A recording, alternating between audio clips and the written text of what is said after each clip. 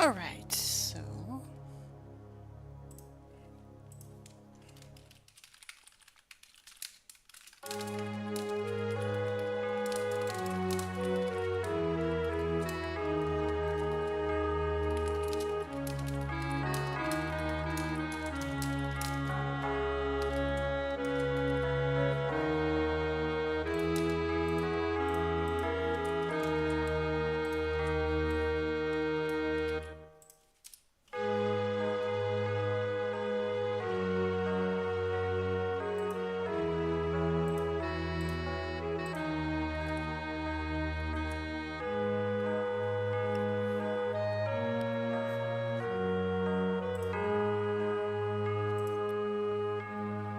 okay, now we need to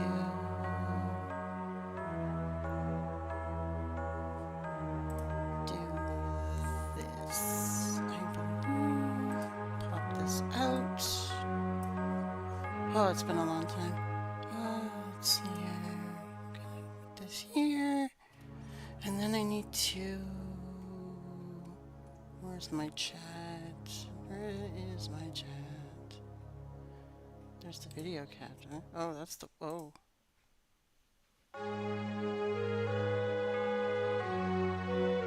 Okay, that's my webcam. It's gonna take me a minute to get back into this. Where's my chat box?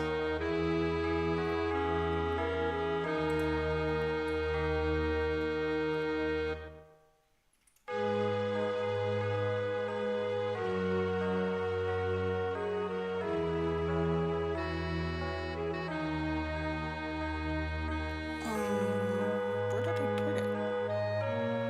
It's in here somewhere. Okay, well, I guess we're just gonna have to do a new window capture.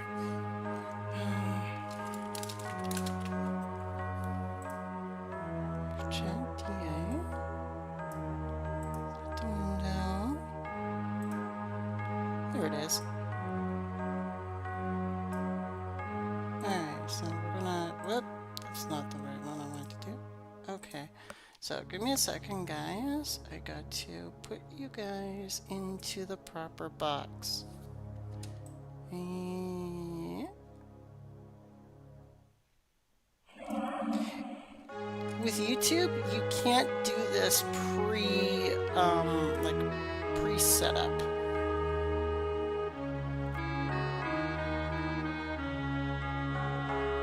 And pop. All right, you're all set in there now.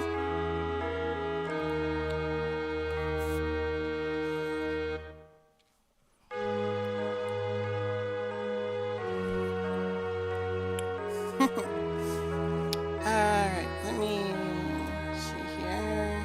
Just gonna do a small test. Oh, wow. It's almost instantaneous. Very nice.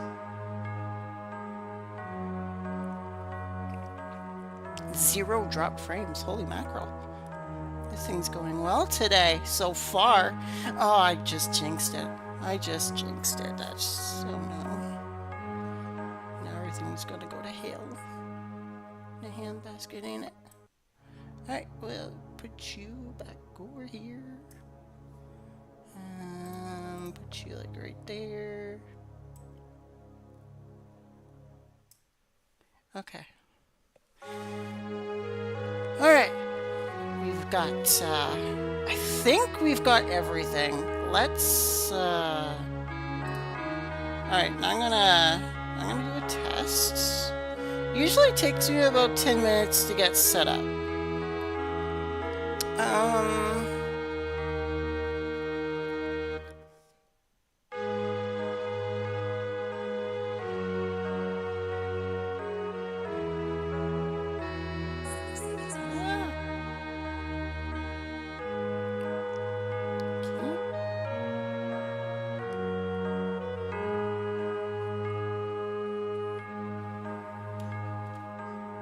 There we go. Look at that. Now I can see you.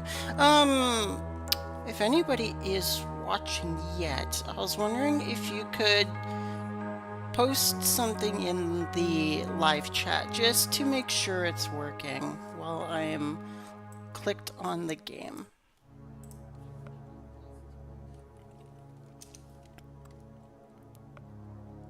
I just need a viewer chat test.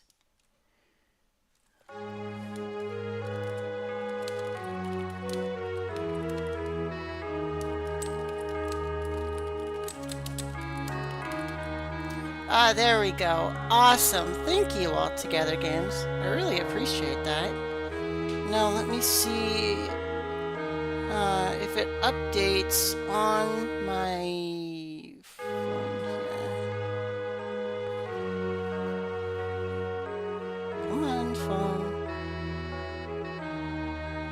Come on, phone. You can do it.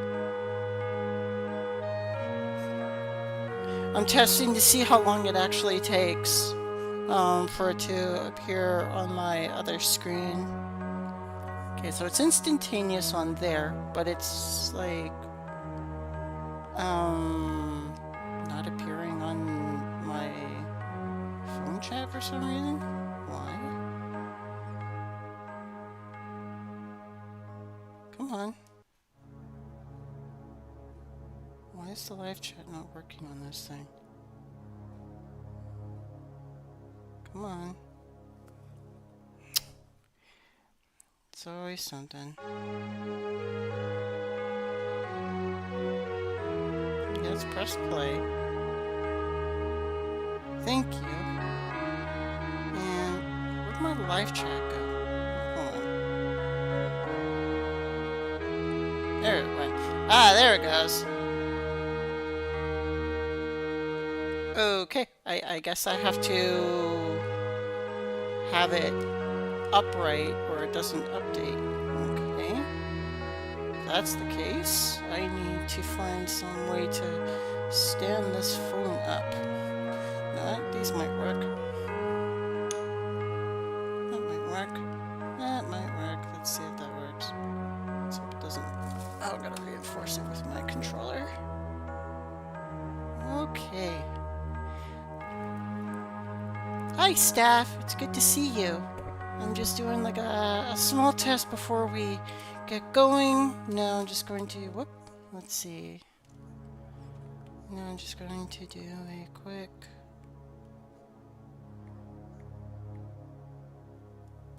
Just do one more test, make sure it appears on everywhere that it needs to appear. The one thing that I really do wish that YouTube had was a, like, where you can increase the text size of the live chat. You know, that would really actually help my text box in the on the overlay. I don't know why I still have my winter version up there. That should be changed to summer. It goes to show how long it's been. It's been forever.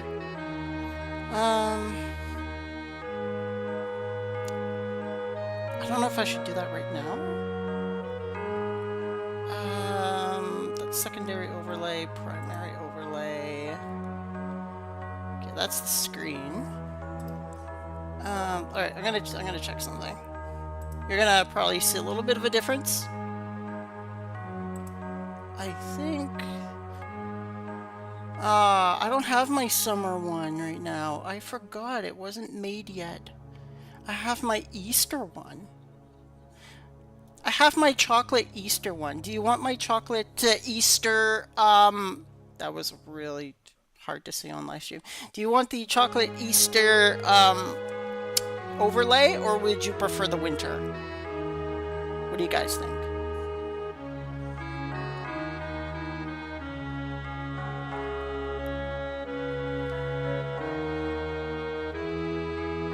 Shall we do winter or Easter? Yeah, I have, like, the way I do it is, like, I have my, dual window here. Like, I use all my OBS stuff on my second monitor here. So if you see me looking to the left a lot, it's because my OBS is over here.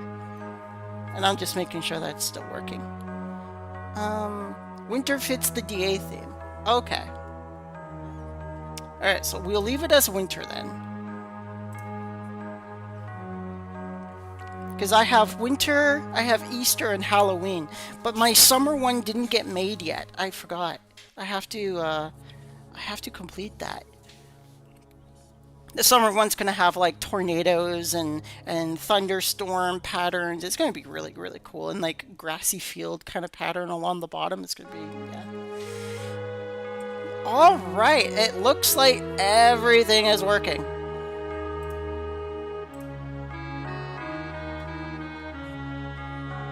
Which is fantastic.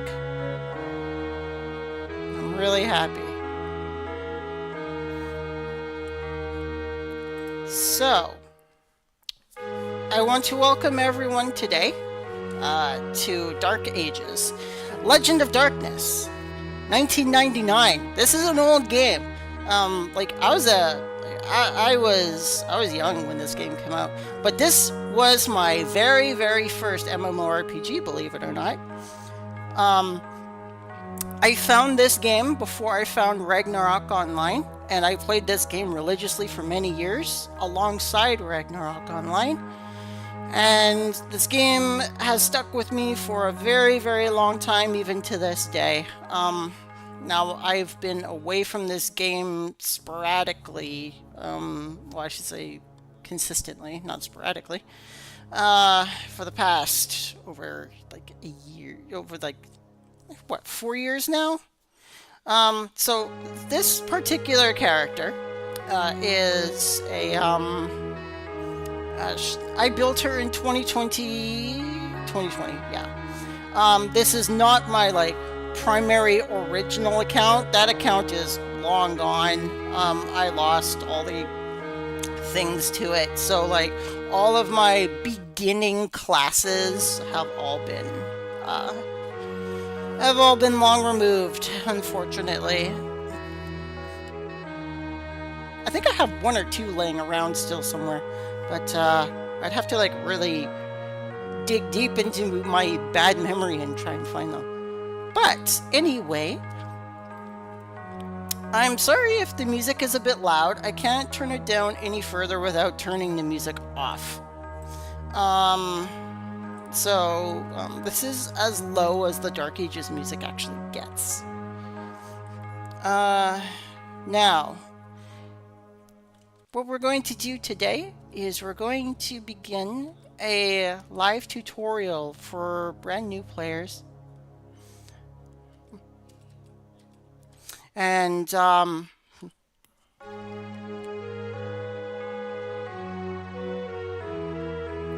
okay, you hear me. All right, that's good. That makes me actually quite happy. You're gonna get sick and tired of me after the live stream. You're gonna be like, oh my god, she's still talking. Shut her up. So I'm just gonna wait about maybe like 10 minutes to hopefully get some new players into the chat, and then hopefully we can begin to teach everyone. So if everyone here could please get out the word. Thank you. I appreciate that. I really do. And what? Oh.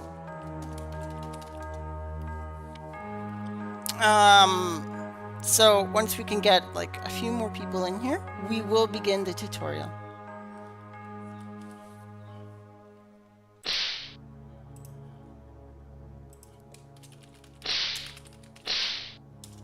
Live streaming.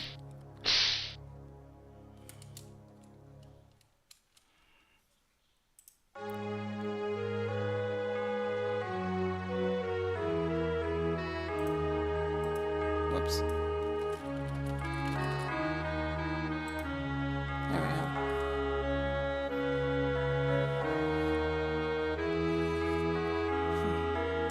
I'm just gonna put that above my head just for a second. Right. So.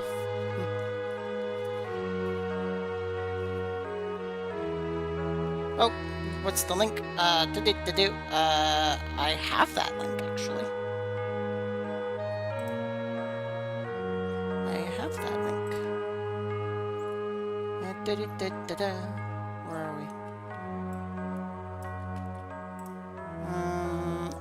Rosyla. I'm gonna actually mail it to you because you would probably... Come on. Oh.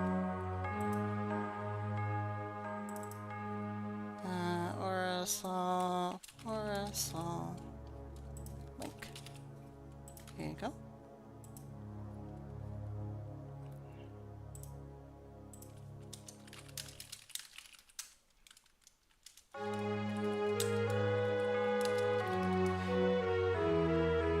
Yeah, see that link's not gonna fly too well on the message box.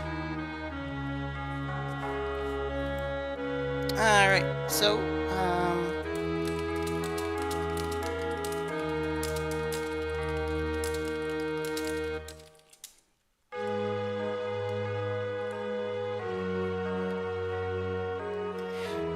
okay, we got quite a few.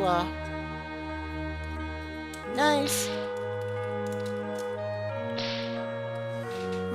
All right, so we are definitely here. Let's see what we can do. All right, so for all of our new players, we're going to start with the very basics. So, very basics. We're going to start at the inn because that is where everybody starts. So we're going to head over here to the Millith Inn.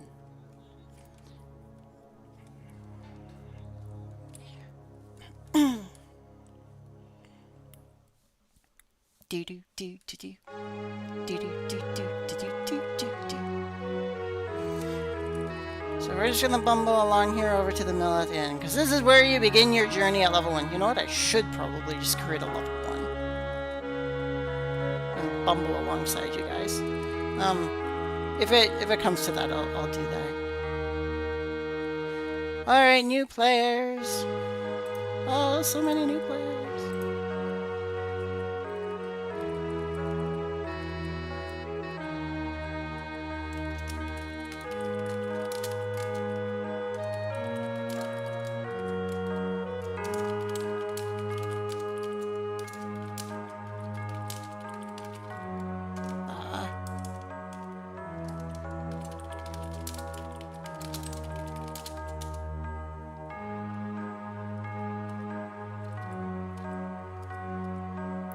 Okay.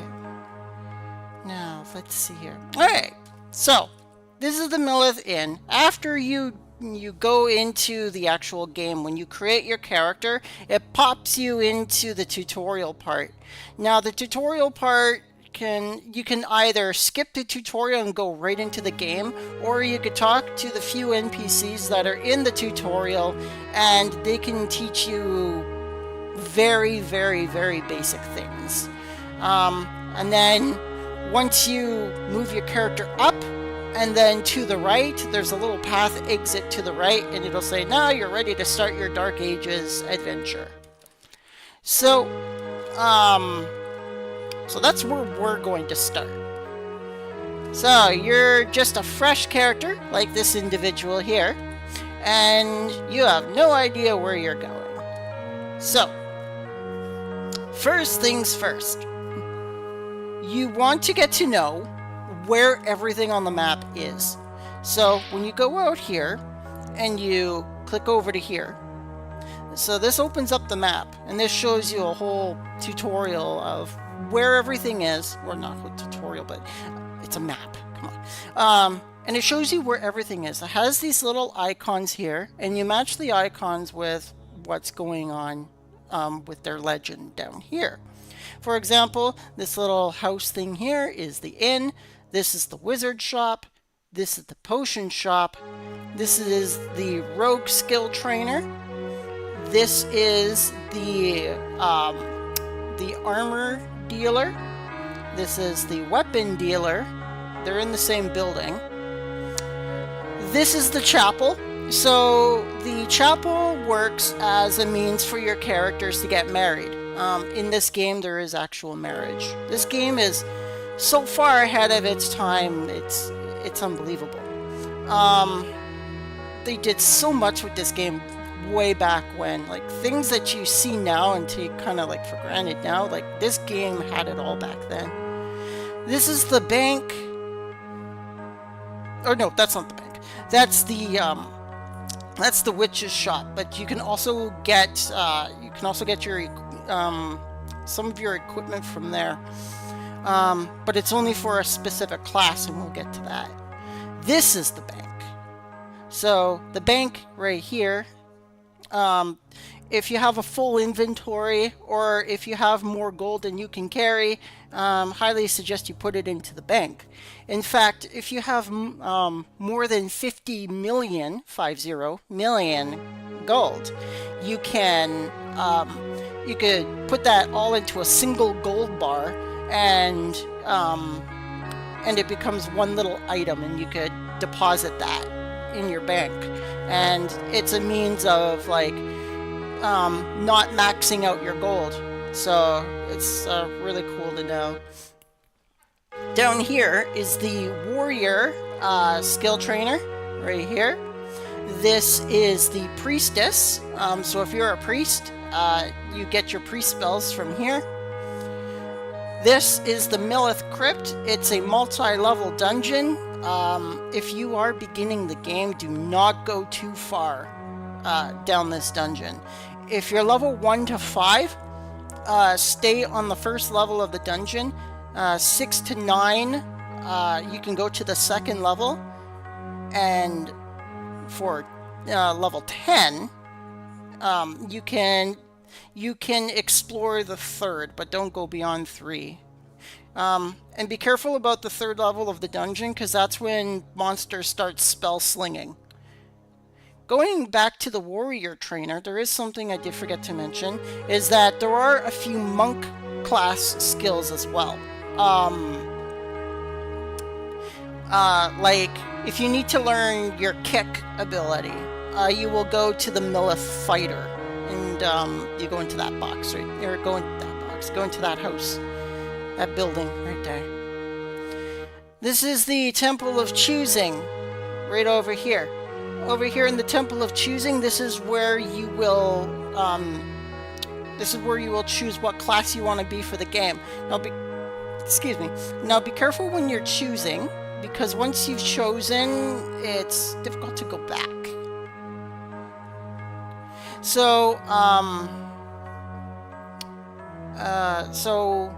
when you go in there, make sure you have your beginner rings with you as well, because if you don't have your beginner rings, these little circles inside that temple are going to kill you.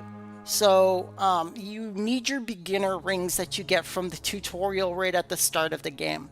Once you complete the little mini tutorial and go to the end of it, it gives you 2 little rings that you have in your inventory. If you fully skip the tutorial, it might not give you the rings, and I've had that happen to a couple of players yesterday, and like I had to really scramble to help them get their rings, because it's like, oh no, that temple's gonna massacre you. So very important that you at least complete the very beginning part of the tutorial once it just deposits your character into the game. Now, how do you find those? So we're going to get into that. So with the A key, or with your mouse, you could go to this little ring icon, and this is your inventory space. So all of this is what you've picked up and what you've collected. So all of your inventory, including your equipment, will appear in here. Now, if you're putting on your equipment, it disappears from your inventory and goes into your character box right here. To get into your character box again, you just double click yourself, and there's your character box right here. Yay, self-advertisement. Now, this is an interesting thing right here. The face portrait. And the information part's not hard. You just click the box and then post what you want to post inside the information box. But the face portrait is, that's an interesting one, because you have to do a couple of things there. that take place outside the game, and you have to format the picture in a .epf format when you're saving it into your profile, in your character folder inside the Dark Ages application folder. I know that's very difficult to understand. I will show you that in a little bit. But going back to our original topic, so this is your inventory.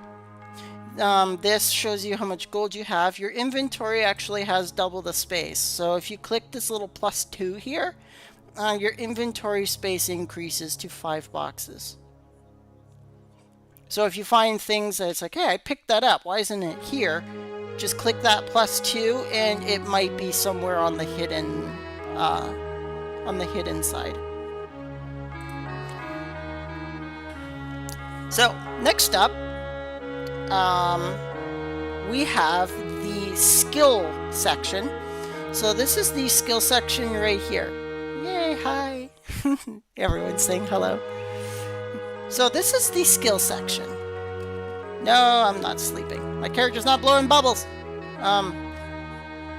In the skill section here, if you are, let's say, a fighter, a rogue, or a monk, many of your skills will appear into here. So for me, I'm a wizard bard, or I'm a wizard priest bard. So like I don't have a lot of skills. Like I've got my basic attack, and I've got my analyze item, my magic lore, potion lore, and herbal lore. So I don't have a whole lot. But like if you're a fighter, your whole box is going to be, almost your whole box is going to be filled with stuff. Warriors, not fighters. Warriors have an exceptional amount of skills. Same with monks. Monks have a lot of skills too.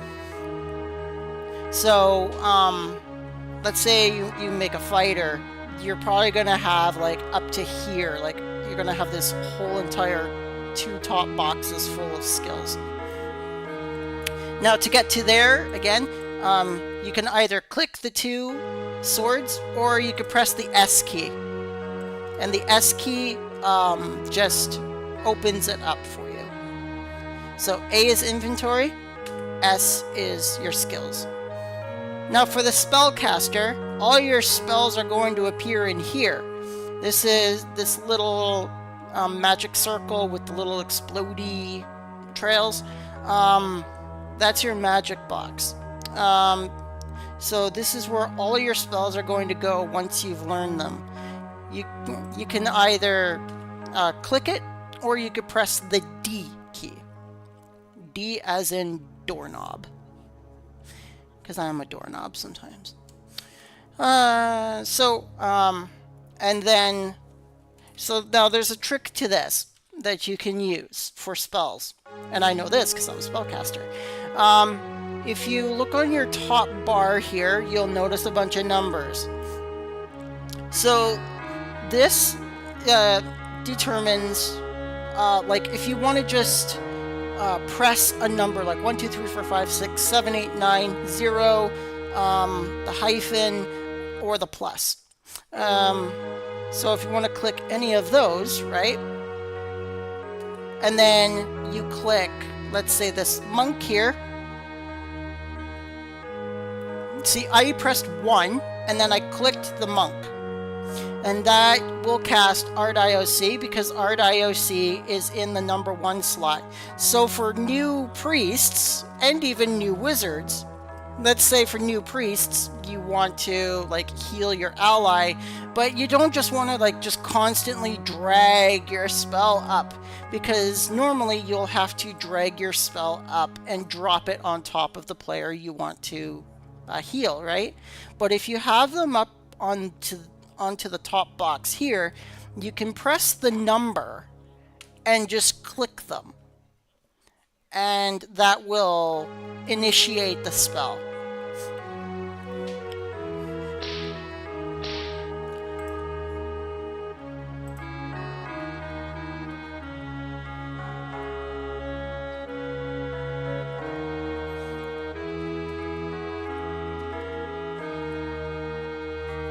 Oh, that's awesome. Altogether, that's really, really cool. A French keyboard. Wow. I've only ended up with a French keyboard by like pressing like a couple of keys accidentally, and it like turned all my things into like French letters, and I'm like, oh no, what did I press? I can't speak French.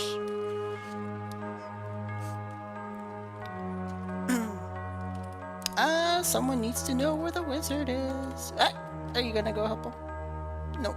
Okay, I'm gonna go help him. Alright, so we're gonna go help this little guy.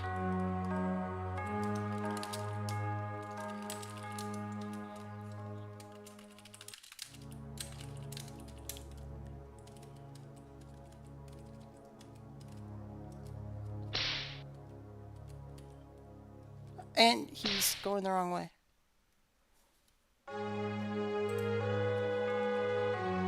He went the wrong way.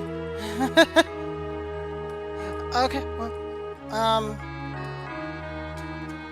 okay then. Where is he?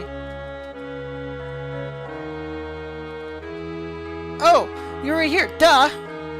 I'm blind. What is going on here?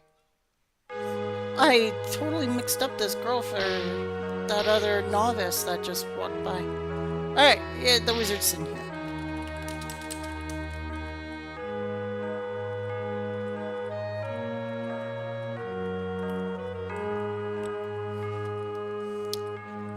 Alright. Great stuff. Alright, now to continue, this little message box here that you see here, you can activate that by pressing the F key, F as in Fred, or you can just click the message box. Now this will detail all of the messages that are inside the game. So if you just press enter and just type in, your hello is going to appear in white because that's your /say, for example. Now if you want to yell, you have to press and hold shift and the number 1. So that will mean the exclamation mark. So if you want to yell, press and hold shift, press 1, and your name will suddenly appear in yellow with an exclamation box. And that's your shout. So, or your yell, I should say. So when you're yelling, your yelling will appear in a greater area than your /say. Your /say will only reach as far as your screen allows. So what you see on your screen is what people will see in the /say. But if you /yell, the whole district in that area is going to hear the /yell. Now, a world shout, I can't explain it because I don't have one. World shouts are a scroll that you can purchase off of the Karuna shop, which is the game's cash shop, and it will allow you, once you click it, to post a message that'll appear server-wide. So if you want someone to know something, then you can, with a world shout, type in what you want everyone in the game to see, and it will post. And it will post right here for the world to see. It's a big server message. They can be a bit costly too. It's like $1 a scroll essentially. So, yeah, if you don't want to burn too much money, just use world shouts for things that you want to say, or if you have a lot of money, go for it. Next, we've got this little icon down here. It's like a little person icon. This is your personal icon. Whoop, hi.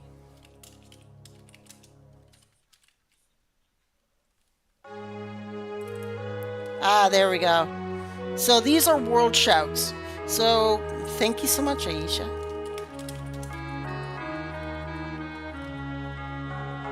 So these are world shouts, and once you click these, then you can type a little message in the box, and the message will appear server-wide.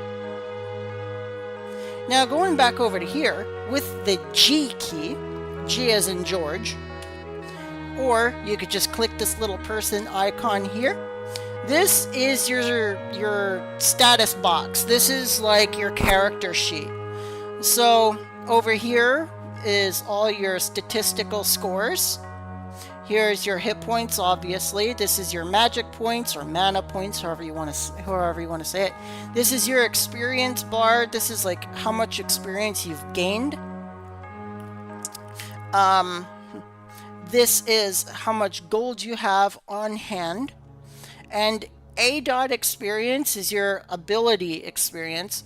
This is for when you ascend after you get to level 99 and you become master, and then you become grandmaster. You can then ascend to a Medinian ascended class, and that will allow you to obtain ability experience.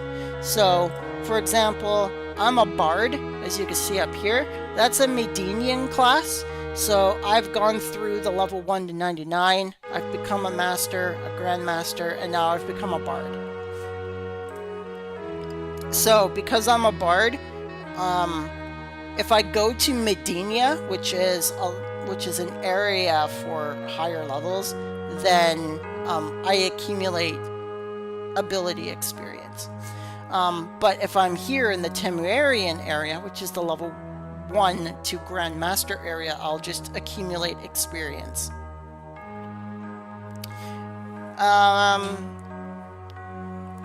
So this is, of course, your level. I'm maxed out on my level because I'm a bard now. Of course, next level. This just tells you how much experience you need for your next level. Ability, that's the level of bard I am. I'm a level 75 bard. So your level here, that's your Temerian level. It's your Aisling level, essentially.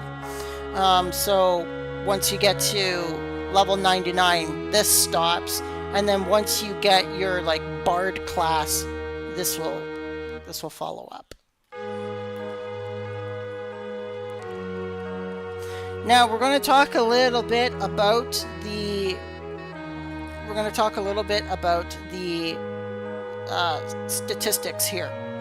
So your strength score dictates your damage. So if you're racking up all your strength but you don't have dexterity, you're going to have some problems. So your strength is your damage. Your intelligence is your spell damage. Not to be confused with your magic point value. Your intelligence dictates your spell damage.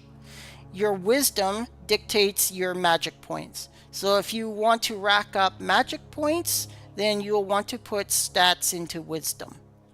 Constitution is your health pool. So the more constitution that you have, the more hit points that you have. And dexterity is the more dexterity you have, the easier it is going to be to hit your enemies. So dexterity is your hit, strength is your damage. So the way I do it for fighters and monks, for fighters, I have every 3 points of strength for every point of dexterity. And I also have every point of constitution for every point of dexterity. So, so for like 2 levels, for example, so the first level, drop 2 into strength. The third level, drop 1 into strength, 1 into dexterity. And then for the next level, 1 into constitution, 1 into strength. And keep up that kind of a pace. Now, warriors do not need a whole lot of intelligence and wisdom. You'll need a little bit for some skills, but you don't need a whole lot. So I would attribute like every 7 levels, maybe put 1 point into intelligence and wisdom. Though do put like maybe 1 or 2 in there into those two abilities, roughly at around level 10-ish, maybe 15, just so you can get some of your skills. Now, we'll get into equipment manipulation in a little bit. I still want to continue with the statistic scores. So, a neat little trick, if you press and hold Shift and press the G key, so you press and hold Shift, press G, this, you'll see this appear. Now, what this is, excuse me, sorry, 1 second. Okay. I don't know what that was. If you go into here, you'll see a little sword, a little shield, a little person with a little circle around him, or I guess you could say horseshoe, dome, whatever. You'll see your AC, your DMG, and your hit. So these are all bonuses. So this is attributed to what necklace you're wearing on your character.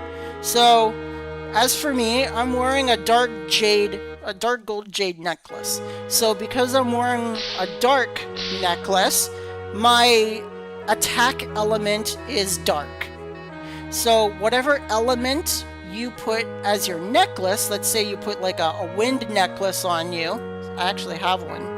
So let me put this wind necklace on me, and now you can see my attack element has changed to wind. So that dictates your attack element. Enemies have an elemental defense and an elemental attack. So depending on what kind of necklace you're wearing will dictate how much like extra damage you do to them or no damage at all. Because if they're super strong against an element that you are wearing as your necklace, you're not going to do hardly any damage to them at all. I always go for the dark necklace at around level 14. At level 14 you can wear a dark gold jade necklace. And you won't really need to get another element at that point. Dark necklaces are really great almost all the way up until level 99. The only time you're going to actually need a light necklace, which is, I think I had one. Do I have one still? I don't know where I put it. I used to have a lumen amulet. A lumen amulet changes my attack to light. So if I'm facing dark elemental monsters, then you'll want a light necklace. So it's good to know. Your shield here is dependent on what belt you're wearing. So as you can see, again, I'm wearing a jeweled dark belt. So a dark belt puts my element to dark. And dark belts are extremely strong. So at level 30, you can wear a dark belt, and you can, and it protects you against pretty much everything, except for light aligned monsters, which you don't really face light monsters until like way later in the game. So I highly recommend at level 30 that you definitely go for a dark belt, and at level 14, a dark gold jade necklace. In the meanwhile, because let's say, of course, you're the beginner, you're coming out of there at about level 3 or level 4, you can put on an elemental belt known as like a wind belt or a sea belt or a fire belt. Depending on what town you go to, you can pick up different kinds of belts. And I will show you where to go for that. For example, if you want a wind belt, I always choose wind and fire. They usually help me out a lot. So for wind, you go over here to recession, and then you go up into this shop up here. So if you go into here, right, you talk to this guy and you click buy. You click up here where it says belts and you'll see a wind belt. You purchase one of those, it appears in your inventory. And now, as you can see right now, my defense is dark, but let's pretend I'm level 3 or level 4 like you new players. And at level 4, you can wear the wind belt. And once you put that on, as you can see, your defense changes to wind elemental. And wind belts protect you quite a bit from like first floor and second floor dungeons. So I highly recommend it. And if you find yourself taking a little bit more damage, then go and get yourself a fire belt. Fire belts are pretty good too. But yeah, it's good to know. So at level 4, you can wear the wind belts, and at level 6, you can wear the elemental necklaces. So you will see sea, wind, here's earth, and there's a fire necklace. I actually saw a fire necklace over in Provide. So I'm going to go and pick that up, actually. Because I like giving necklaces to new players. I also like giving belts to new players, too.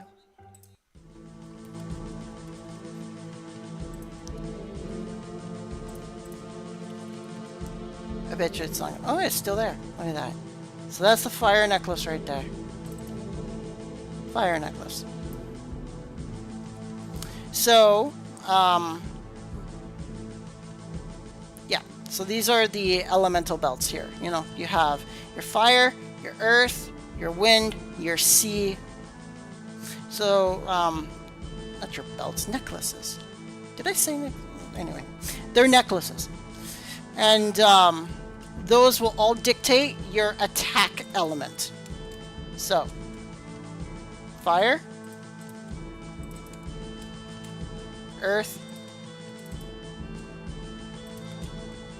wind, and water.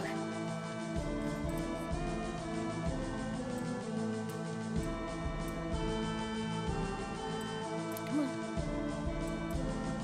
Move. There we go. Let me... Okay. Oh, I gotta put on my dark necklace back. Okay.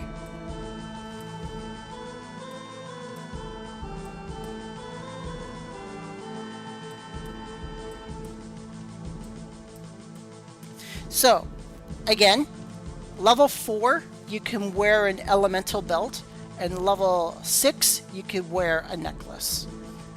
Now, as a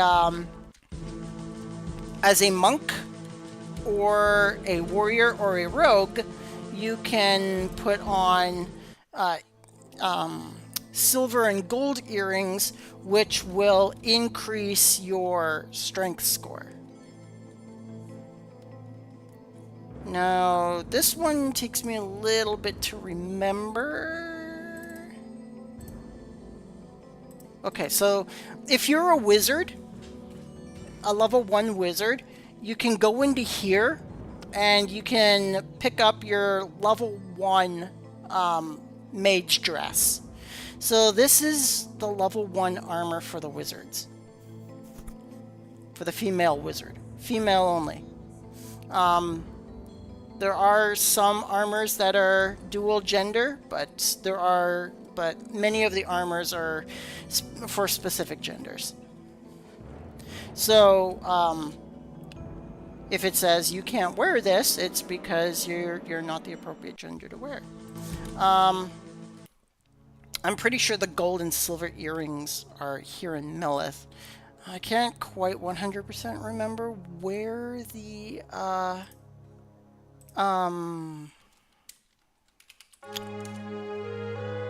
on.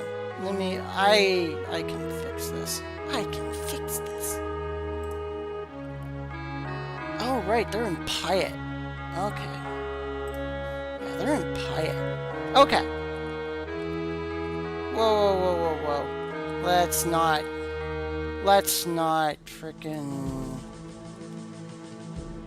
I don't know what the guy's talking about, but that's not appropriate. Alright, so... I'm really sorry. I got a little confused between the Millith Armory and the Pyatt Armory. And also the Able Armory. Once you figure it out, it's pretty simple. So we're going to go into Pyatt. And we're going to go all the way down here to the Armory. I should have remembered this. It was in like the back of my head, but for some reason Able came up first. So if you're a warrior, a monk, or a rogue, at level 8, you can pick up some earrings, which will increase your strength score. From this guy here. So you'll say buy. Also, if you're a female warrior, your level 11 armor, you purchase it from here as well. Now for the earrings. So this is level 8. Level 8. And if you pick up the gold earrings, they will increase your strength score by +2. And that's the same if you're like a warrior, a monk, a rogue.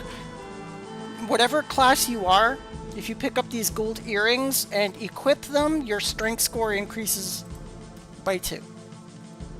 And if you pick up the silver earrings, your strength score increases by 1 for a cheaper price. So, that's pretty much like all, like these two things. I should have done equipment in a separate thing. I'm sorry, I kind of got on a tangent there. So now we're going to go into what this is. So this little person with a little horseshoe around him, this is your magical resistance.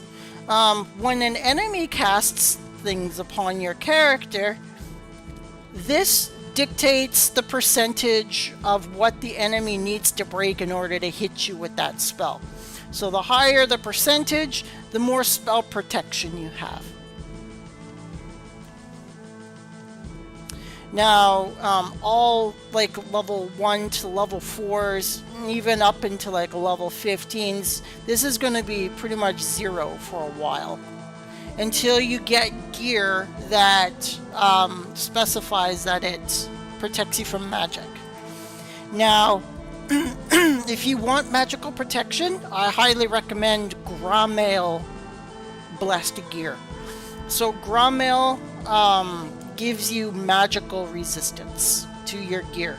So let's say you're wearing gold earrings and you want them to have magic resistance.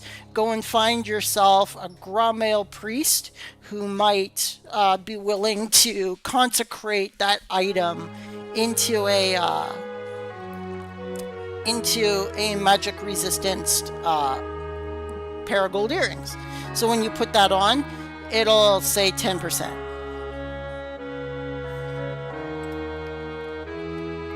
So, okay, so I got a live question.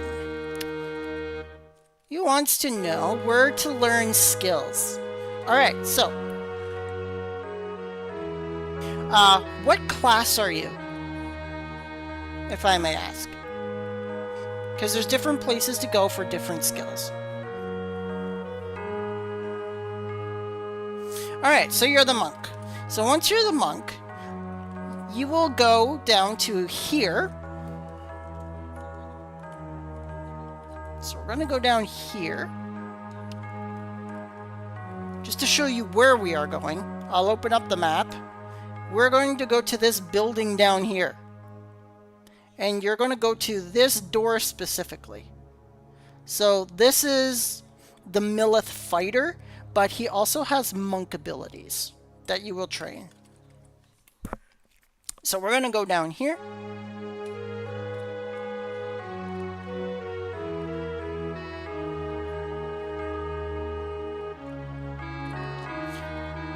Oh, and just so you guys know, if ever you come across a door that is closed and you find yourself unable to go in, just double click the door and it will open the door for you.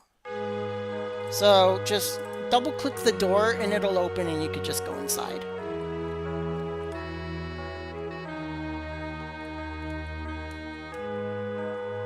So this is the Millith fighter, Kailash, or Kalak, however you want to say it. And there, it doesn't appear for me because I'm a bard, but if you're a fighter or a monk, there will be another option right up here, and it'll say Learn Skill. So when you click Learn Skill, your monk skills will appear on the list. So you'll have your kick, your high kick, your double punch, things like that. That'll all appear here. And he'll require you to have a specific amount of statistics, like ability scores, located on your character sheet here, for your techniques. So if you have, for example, I do know that kick requires a dexterity of 5 and a constitution of 4. Everything else 3. So if you have 5 dexterity and you have 4 constitution, you can talk to this guy and you can learn kick. Now, kick also has an item requirement. He wants a spider silk and a viper gland. You could get a viper's glands from the eastern woodlands, not west. Don't go to the west woodlands. Stay out of there. That place will murder you. So the eastern woodlands is the place to go. You'll want to go into the enchanted garden, which is on the left side of the east woodlands map. And once you go in there, just kill a bunch of snakes until a viper gland pops down, and then just pick that up. Now when it comes to spider silk, those are a little bit more hard to come by when you're at such a low level. So I highly recommend you go to Pravat Cave and ask people if they can help you procure a spider silk. Because spider silk only drops on spiders inside the Millith Crypt, for example, on the 3rd floor dungeon or lower. So if you're going into the 3rd dungeon at low level, they're going to beat you to the ground. So I highly recommend not going to the 3rd level until you're like level 9. So because you can get kick at such a low level, I highly recommend you just ask somebody for a spider silk. And if nobody has one, then I'll go down to the 3rd floor for you and I'll get one for you. So I'll help you because I like helping people. Now down here at this little, going back to the skills again, spider silks for free. There you go. Look at that, right?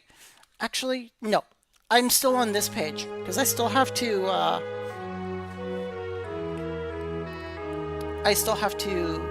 talk about these. So this is your AC. This is your armor class. If you've played Dungeons and Dragons, you know what an armor class is. But in this game, the lower the armor class, the better. So we're thinking Advanced Dungeons and Dragons 2nd edition rules here. So the lower your armor class, the more defense that you have. So as you can see, my armor class is minus 53. So like I have a pretty darn high armor class for this area.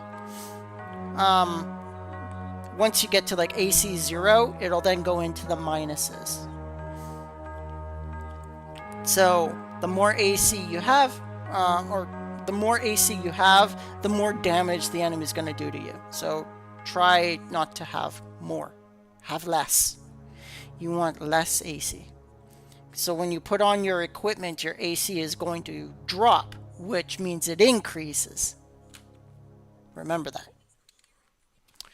Now, this is your DMG. This is your damage bonus. This isn't how much damage you do. This is how much extra damage you do. So when you have equipment on you that increases your damage, or even spell buffs. Let's say you have a spell buff on you. Now I'm going to cast the spell Darius on myself, and you will see. Aw, look at that. That's adorable. And you will see, as you can see right now, my damage is a +7. But when I cast this spell on me, Darius,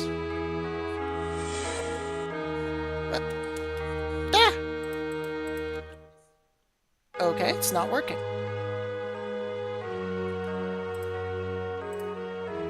Huh. I know that's hit. Oh, there it goes. Now it's working. Okay. So. There we go. Careful, careful. Not so much so quickly. I gotta explain stuff. Oh no. Okay, so as you can see, once you cast Darius and more Bayanite, the damage and hit increases. This is not a very accurate representation of like how much extra this does, but I'm pretty sure more Bayanite gives you a +10, and your more Bayanite gives you a +10 to your hit. So when someone casts more Bayanite on you, it drastically increases your hit ability. Now remember, hit and damage are two different things. Your hit determines how many times you can actually hit your opponent, and your damage is, well, how much damage you do to the opponent after you hit them. Just like I explained in the statistic scores. Strength is your damage, dexterity is your hit.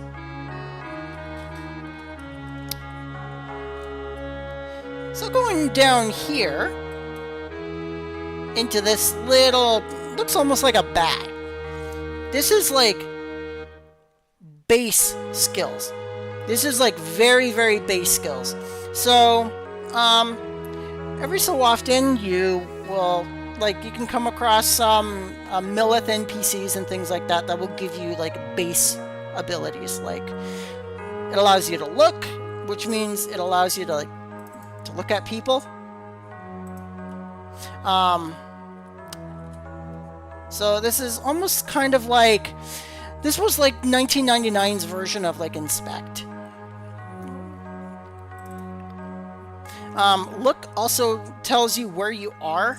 As you can see, you're in the world, you're in Millith Village, and you're in the way portion. So you're not actually in the city, you're kind of like on its outskirts.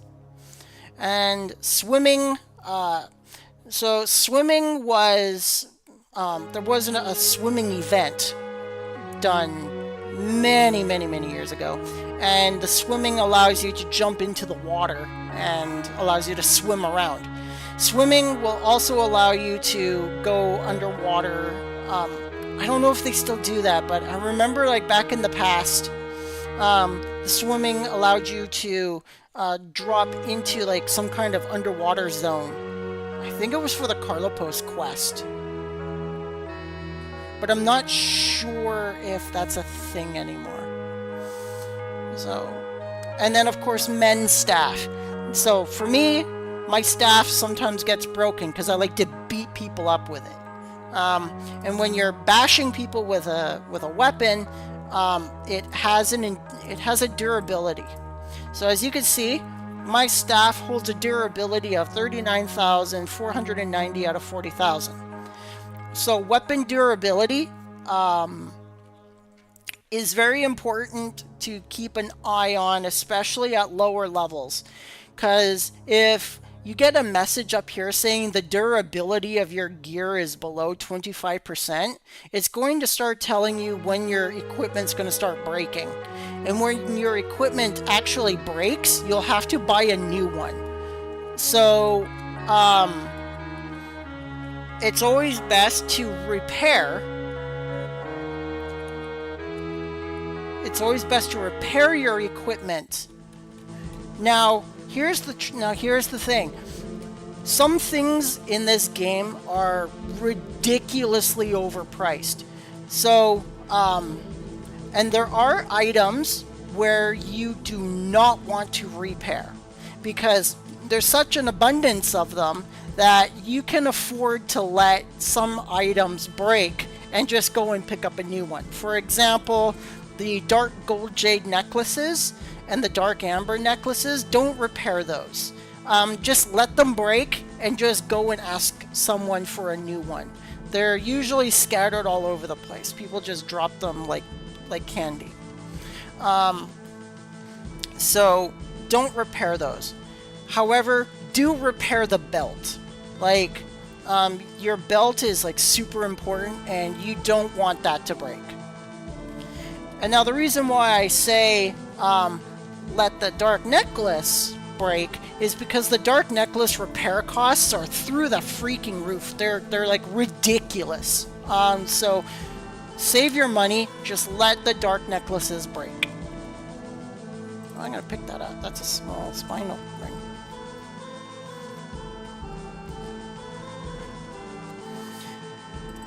And you can click her, and you can click fix item, or if you click, yeah, exactly, it's like 1 million gold to fix one dark necklace. It's bonkers. It's not worth it. Don't do it. Let the dark necklace break and just get a new one.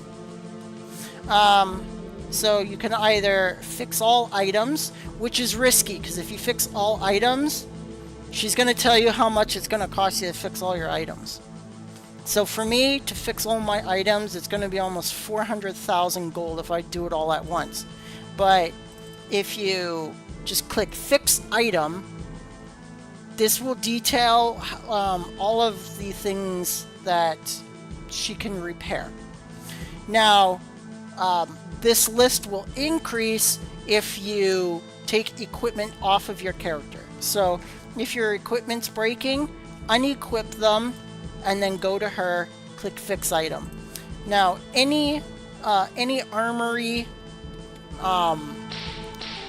like any weapon dealer, armor dealer, or this girl here will fix your equipment. So it's good to know.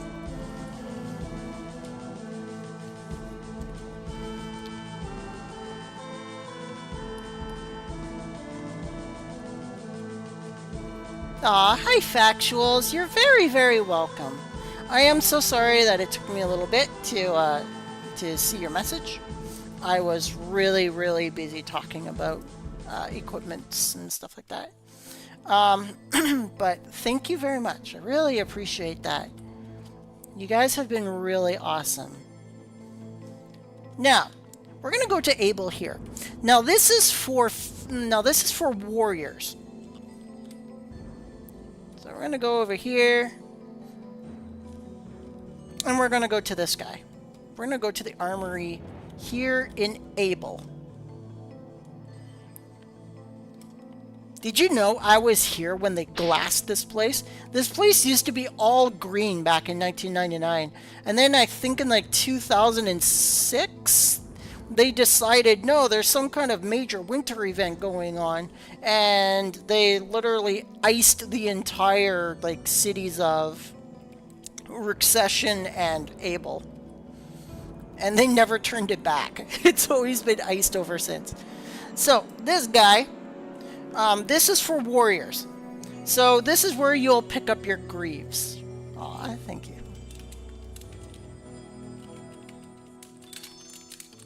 Sorry, just messaging people. All right. So, so for warriors, this is your greaves. So at level 6, you can purchase these and put them on. As you can see, level 6. So those will go into right here, into this slot, and it will increase your armor.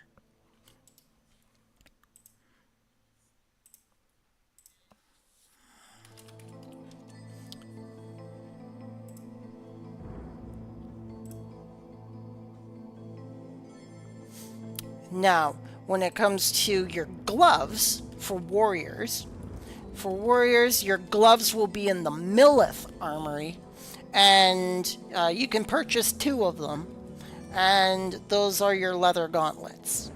And I think those are like what level 8, I think, for the gauntlets. I'm pretty sure they're level 8 for the gauntlets. No, they're level 9. So at level 9, if you're a warrior at level 9, then you could go to the Millith Armory and pick up a couple of leather gauntlets for yourself.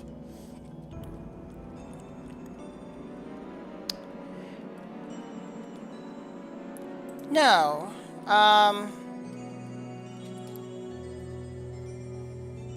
going back to the bar here. So this is your legend. This little booklet here. This details your character. The game will update this automatically depending on everything that you do in the game. So it dictates when you became an ageling, like when you started the game, and every single time you do something, it will automatically update here. So it's kind of like an achievement list in a way. Yay, legendary ageling. This one, of course, this little diamond here, that's your map. There's no map available for this part of Able, but there is when you actually get into the city. Once you get into the city, you can click the map, and there you go. So this is the town of Able.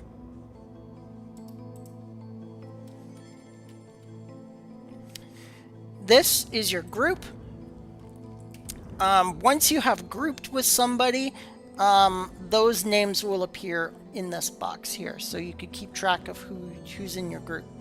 You can also create a group here, and once you create a group, you just say what it's for, click invite, and then people can join it if they want to. Now, another cool thing is if you want to join someone else's group, let's say Giggles and I, because she's all hidden up here. Let's say Giggles and I are going to group up and go to a dungeon together. So what we want to do is you'll want to click on your allied toon and click this little button here. This little button here, if there's 2 people, if there's like 2 icons here, like on ours, for example, see this? This means we have group enabled, and once we click on that button, it will get them to join your party. And then you will form up a party. But if they have their thing set to a single icon, it means they're not looking for a group, and you can't invite them, as you can see. Refuses to join this group. So if they have the single icon up here, it means you can't party them up.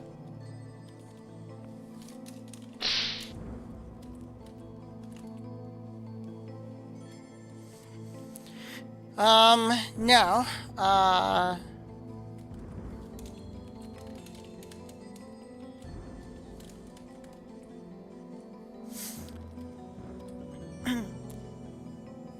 so this is all your hotkeys. So this dictates everything that you can pretty much do here in the game. It tells you what everything is and where certain things are. So for example, if you press the F1 key, it opens up the help menu. If you press F4, it will open up your settings, and F3 will set up a speech macro. F5 is your refresh page. So a lot of characters will start running into what are known as sync problems, or it's where you're kind of out of alignment with the map, and sometimes you'll need to press F5 to reposition yourself. So let's say you're like bashing at an enemy, but like you're not doing anything to him, but for some reason your health is going down. It means you're having a sync problem, and you'll need to refresh. And once you've refreshed with the F5 key, it will position you back where you're supposed to be, and then you'll see that the enemy is actually right beside you, hitting you.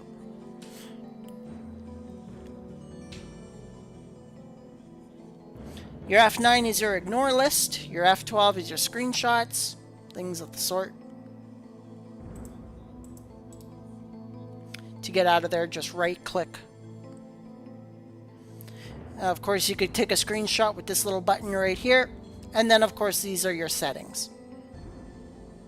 So you can open up your settings either by clicking this button here or by pressing F4. Once you press this, by default, your join a group, I think, is off, and so is your exchange. Now, exchange is your trade. So if you turn exchange on, it means that you can start trading with people. And now to trade with people, all you need to do is let's say Ophianus here is wanting to accept an item, or like wants an item. What you do is let's say he wants a wind necklace. So you click and drag your wind necklace, drop it on top of him, and then the exchange box will appear. He will have an OK button here, and once you click OK, the exchange is made.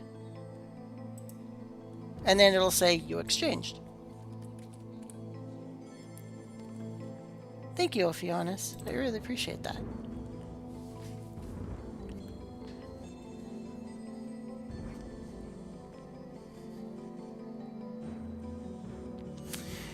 Now, we're going to go and do some class things. I'm going to show you a few tips and tricks.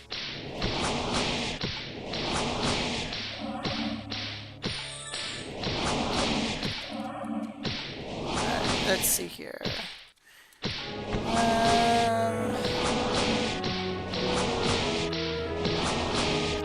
I don't have a pet to do this, so I have to rely on someone else's pet to do it. I'll be honest, if you would. Do you have a pet?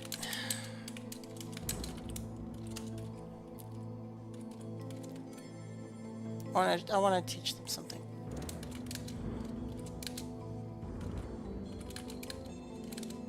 Thank you. Andrew, cute name. Alright, so this is Andrew. This is Ophianus' pet, golden pig.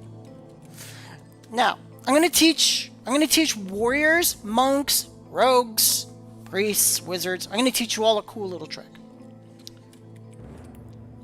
So, for this trick, let's say you're leveling up your skills, like your assail, your assault, your wall up, things like that.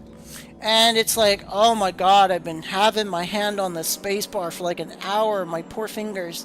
Well, you don't have to do that. So what you do is, so you press and hold the spacebar, right? So when you start bashing like this, right? What you do is you double click with your mouse, but you double right click. So on the right part of your mouse, double right click very quickly while you're bashing. It takes a couple of tries. But as you can see, I'm now using no hands and my character's bashing. So as my character's auto bashing, she's leveling up her skills. Her main assault skills. So assail, assault, wall up, things like that. They will all start leveling up while you just kind of sit here and relax. You don't need to have carpal tunnel syndrome. So you can save your wrists. So again, to do that, you do start by pressing the spacebar and holding it down, but then with your mouse, double right click the pet very quickly. And as you can see, it just auto attacks. And you could just kind of just sit here and relax while your character levels up their skill. And after a while, your assail will start leveling up.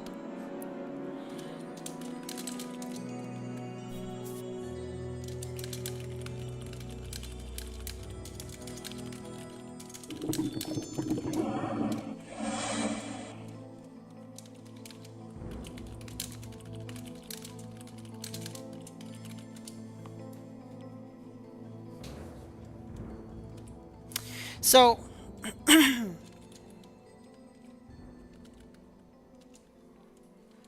I can find it. It's a, it's like a,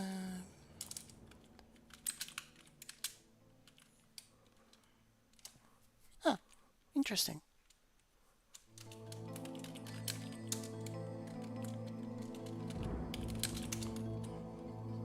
I'm gonna give him the link. Just give me a second, guys.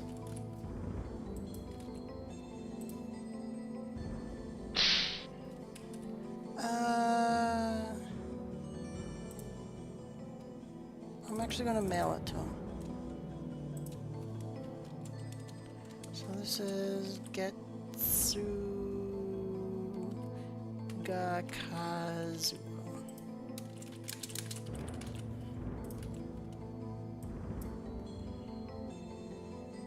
There we go. Alright, sorry about that, guys. I was just, there we go. Alrighty. So, again, press and hold spacebar, double right click your mouse very quickly, and you auto attack. And you can just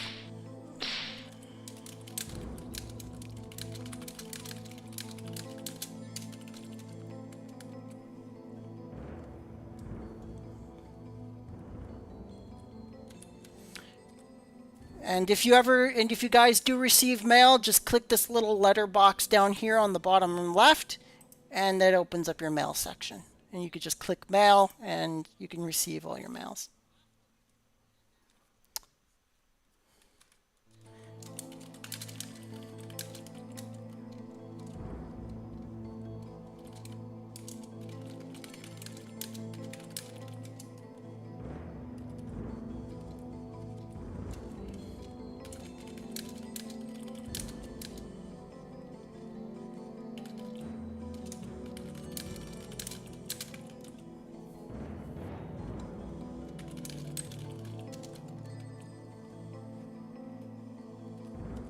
There you go. So yeah, your mail is located right next to your magic point bar. What? I don't know, I sent it.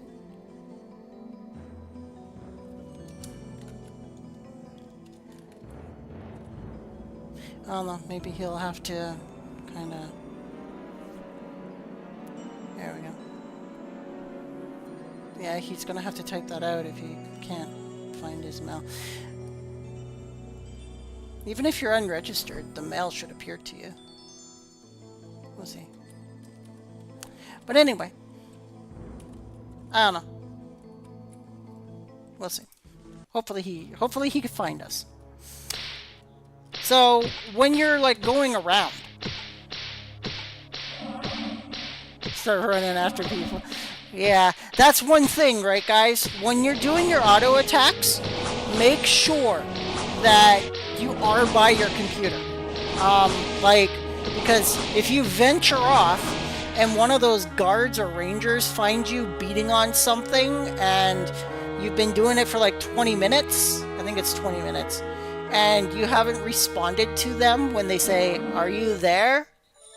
They might put you in jail if you don't respond to them. So I highly recommend that, like, even though you're auto attacking, make sure you're watching.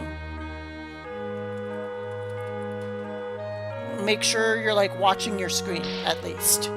That way, like, when a guard comes up and visits you, you can be like, "Yes, I'm here. Don't arrest me. I'm cool. We're awesome." Kerboom! So that's what they're doing, guys. They're all auto-attacking.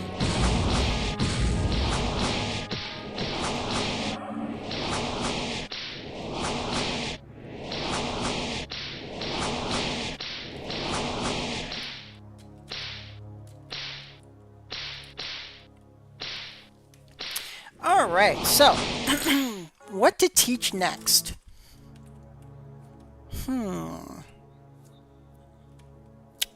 Let's see. We've gone over quite a bit. Let's go to classes. So let's say you've all like figured out, cool, that's awesome. I found out all the little basics of the game that Rosyla taught me, and now I'm ready to jump into the game and pick what class I want to be. So what you do is you go into the Temple of Choosing here, and oh my goodness, there's stuff here. Let's see what's here. Hold on. What's that? Oh, that's a wind gold jade necklace. Okay.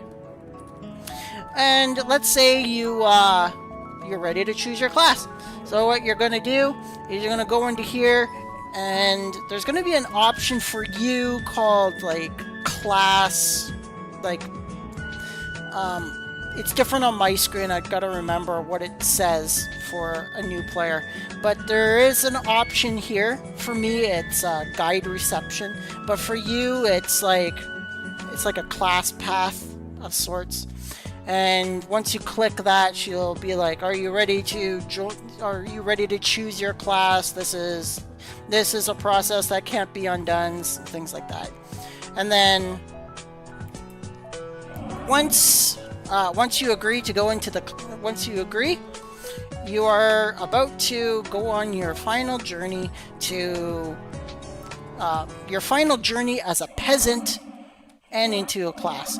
So what you need to do is you need to step in it's not going to work for me because I'm already a master, but for you, for the new player, you have to step into the center of all of these circles here. And a little story text will appear. It'll tell you where different classes are located in this little temple here.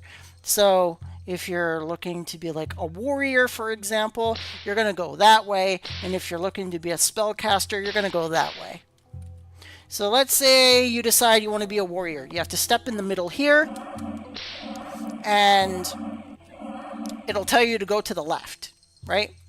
So then in here and to the left, it's going to tell you to you have to step in the middle here as well. And then once you step in the middle there, more text will appear. And then in this text here in the middle of this circle, it will tell you on the left you're going to be a warrior. So for warriors, you're going to go into here, you're going to talk to him, and then you click alone, and then he will turn you into a warrior and ship you back off to the beginning of the temple. And then you're a warrior.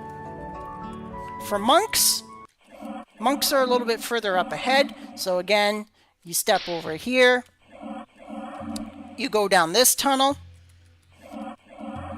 you step into here, and it'll tell you to the left, you will become a monk. And then you step into this door, you step into this door, and this guy here will turn you into a monk. Keep going further. This guy will turn you into a rogue. So,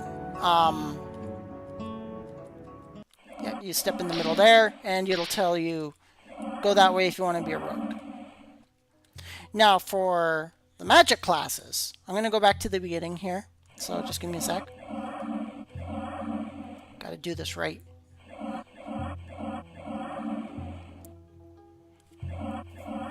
All right. Okay. So this is the beginning area. So let's say you want to be a wizard or a priest, right? So you're going to step into this middle circle here. You're going to go over here. You're going to step into this circle here. It's going to give you more text.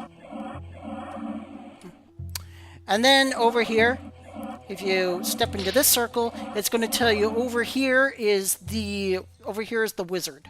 So if you want to be a wizard, you will go into the temple and go right, right, right. And the wizard's here. And then you talk to him, click alone, and he turns you into a wizard. If you want to be a priest, you'll step into that circle again, go up here, step into this circle here, and it'll tell you to go to the right. And the priest is located right in here. And she will turn you into a priest. And then once your class is chosen, guys, you cannot undo the choice. And then that sets you on your path. Now here are some class tips for you guys, all right? Warriors require equipment. So like weapon, shield, earrings, gauntlets, greaves, boots, belt, everything. Like warriors are going to be jam-packed full of gear. Monks do not require boots and they do not require weapons. So monks, and they don't require shields either. So take your boots off, take your weapon off, and take your shield off because monks don't need that stuff. The monks' damage is squarely in their hands and in their feet. So once you collect your monk equipment, the monk equipment itself has its own boots and it has its own stuff. So that's the reason why it won't let you put boots on top of boots. Because once you buy your monk gear, it comes with like a pair of shoes or a pair of boots with it. And once you put on the gear, it updates your whole gear system. Warriors require a specific set of strength, constitution, and dexterity. Okay, hold on. I just got a live question. Where do you buy class gear? So for the monk, you're going to be traveling a little bit. So you're going to go from Millith to Pravat Cave. Sorry, it's a bit hot here. Yeah, I know I'm wearing a sweater, but I had nothing else clean. I have to do my laundry today. So I'm kind of just wearing my sweater today. And I'm kind of paying the price for it. From here, you go down, click Lurez, not Lurez Castle, Lurez. So you're going into its town. You're going to go back out. You're going to go all the way down to Lineth Beach.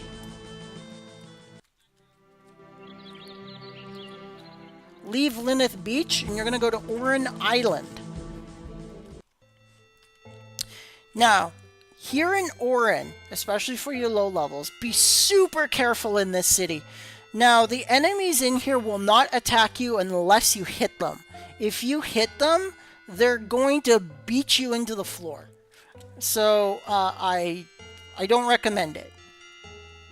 Like these guys. This is the pirate city. And these pirates will not attack you if you just kind of leave them alone. But the moment you attack them, they're going to start coming after you. And these guys are like, what, like level 80? So you gotta like be super careful. They'll kill you.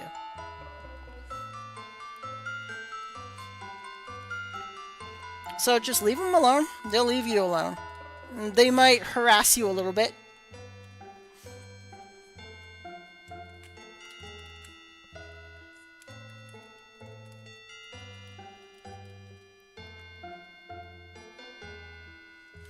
You're going to go into this shop here.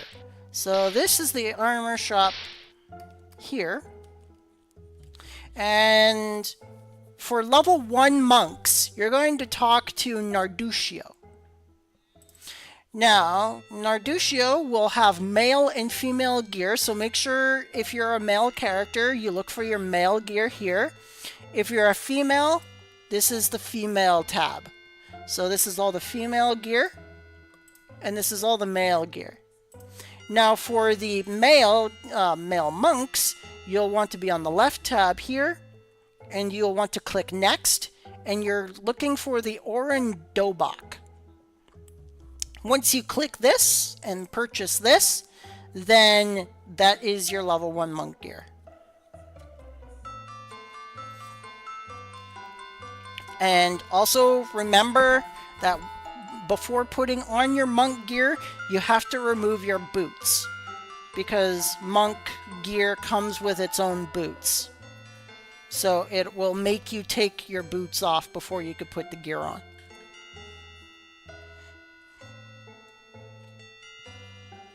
And once you're level 11, Tishio will have your level 11 gear. So once your monk reaches level 11, you're going to buy the Oren Kulat, and that is your level 11 monk gear.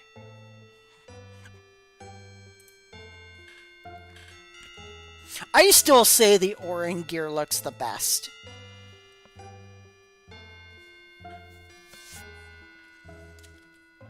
Going all the way to Suomi and what's that town before Suomi? I keep forgetting. But going all the way up there just for your monk gear is just, it's a little ridiculous. So I am just like, yeah, it's just best to go to, yeah, Undyne. That's the name. Thank you. I appreciate that.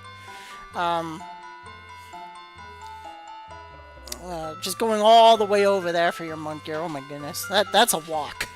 That's a walk. So at least here, you know, I still say the Oren gear looks the best. It looks martial arts like. So yeah. So for like monks. So for let's say you have a female monk, you're going to click the right tab for the female gear. Go to here, and you're going to want the Oren Earth Bodice. And that's the female monk gear for level 1s.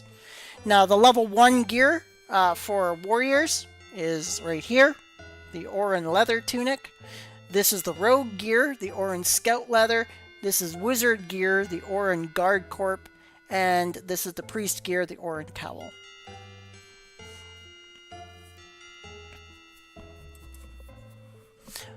And then for the females, the Oren Leather Biout, which is the level 1 gear for the female warriors. This is the female rogues, the Oren Kate, and the Oren Magi Skirt for the female wizards. The wizards always look very magical girlish. So, I really like the Oren gear a lot. Especially the Oren Gorget gown for the priest. I think the Oren Gorget gown is still like the best looking priest gear from 1 to 99, aesthetically.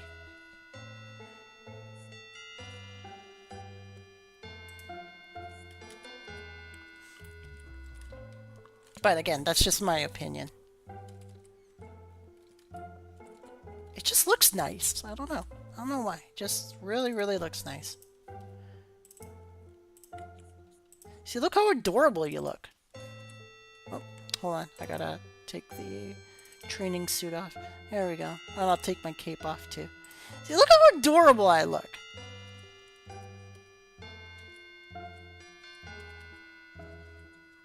It's like the best looking level 1, like... I still say it's like the best looking priestess dress all the way up to level 99.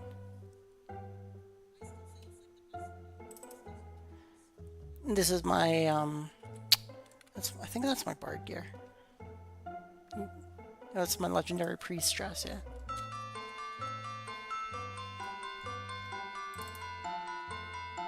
There we go.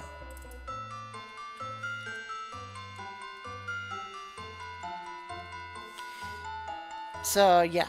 I still say the Orin gear is still the best looking. And of course, for higher levels, for let's say you get to like level 41 plus, you'll want to go into this armor shop. This armor shop sells all the level 41 gear.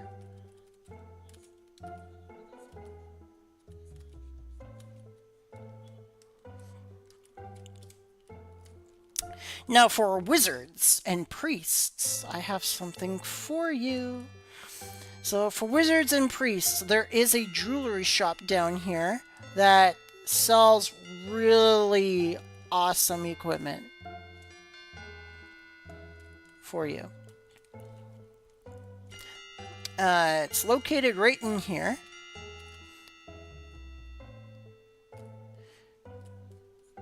So this is the accessory shop. This guy has really cool stuff. So the sparkle rings, yes, they're expensive, but at level 56. This is in Orin. So at level 56, I highly recommend the sparkle rings for the priest and the wizard. Because it gives, each ring gives you 300 hit points, and it also gives you 150 mana. And I also think it gives you 10% magic resistance per ring. So if you wear the pair of rings, you gain 20% magic resistance. Also, you can, for all classes, you can buy your sea necklace here. Don't worry about these ones. The sea necklace is really good. And you can buy the sea necklace at level 6. So it's just another one of your elemental necklaces that you can get next to the wind necklace in the Armory of Recession. And as I told you earlier in the live stream, at level 6, your elemental necklaces, your wind, earth, fire, and sea, are exceptionally good. You will want to get those for your very low levels. The elemental necklaces are good from level 1 until level 14. If you want to see your gear stats, you can either click yourself, right? And it'll show you where your gear is. But if you want to see what your stats actually do, there are two ways to do it. One, you'll need to... I know some warriors have what is known as melee lore, missile lore, and things like that.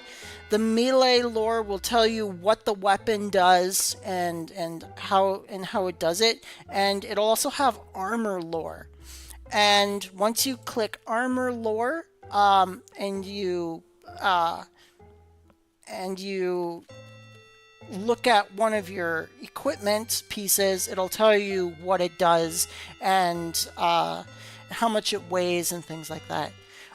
You can also find out manually without those skills by simply unequipping the item, pressing Shift G. So if you press Shift G, you'll go here and you'll look at your armor class, your damage, and your hit. And when you take like a piece of your armor off, for example, and then press Shift G again, your stats will change. And then you can kind of mathematically judge how much armor you get. So as you can see, like without that piece, I'm at 22 AC. But once I put that piece on, I'm now at minus 53. So always remember, the lower your armor, the better your defense is. So you don't want higher AC, you want lower AC for better defense. I'm at minus 53. That's pretty darn low. Oh, You're asking what ring? I was talking about the sparkle rings. The sparkle rings for the mage and for the wizard and the priest. Highly, highly recommend them.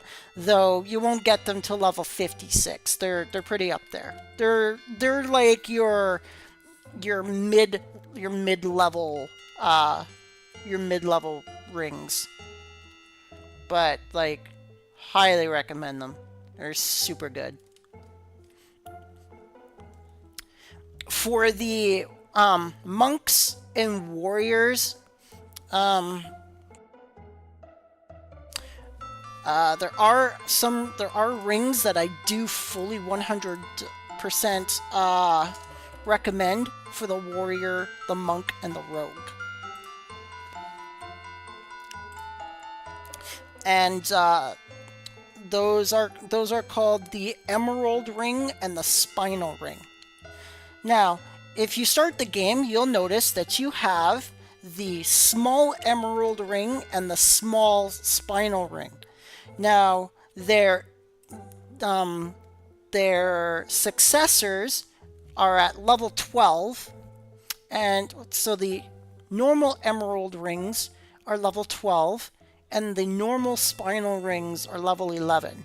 And what they do is they will give your warrior, your monk, or your rogue plus 500 to your health, and the Emerald Ring will give you plus 2 to your damage, and the Spinal Ring will give you plus 2 to your hit. So those two rings, highly, highly recommend them for warrior, monk, and rogue.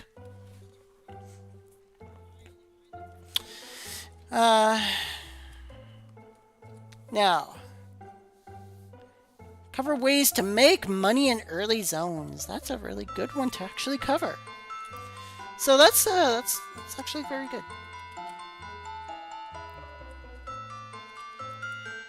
All right, so we are going. All right, you want to go to Suomi. All right, so all right, I'll answer that Suomi question first because we are actually right there.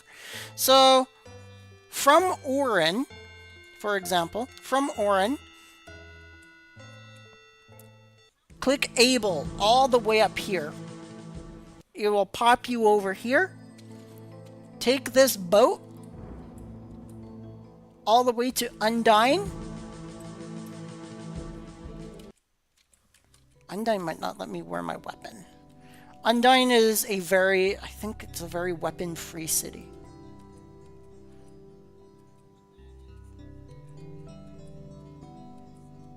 Maybe not. It used to be a weapon-free city. When you like walked through Undyne, it used to like force you to take your weapon off. So you go through Undyne over here. You walk down this pathway here, and then you walk all the way to the left from the pathway, and then you'll enter into Suomi.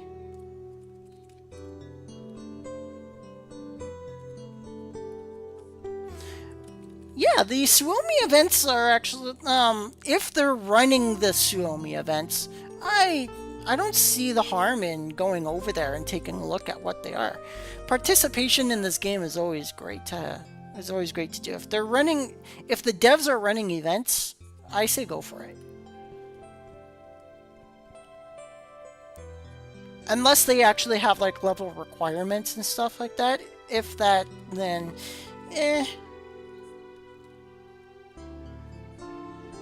Now, the exit is kind of hidden, but this is the exit out of Undyne and into Suomi.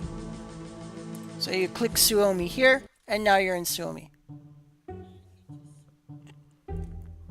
Alright, so Suomi has specific rules in it that are not in other parts of the game. So Suomi is completely 100% roleplay. So, you can be thrown out of the city by talking out of character like here.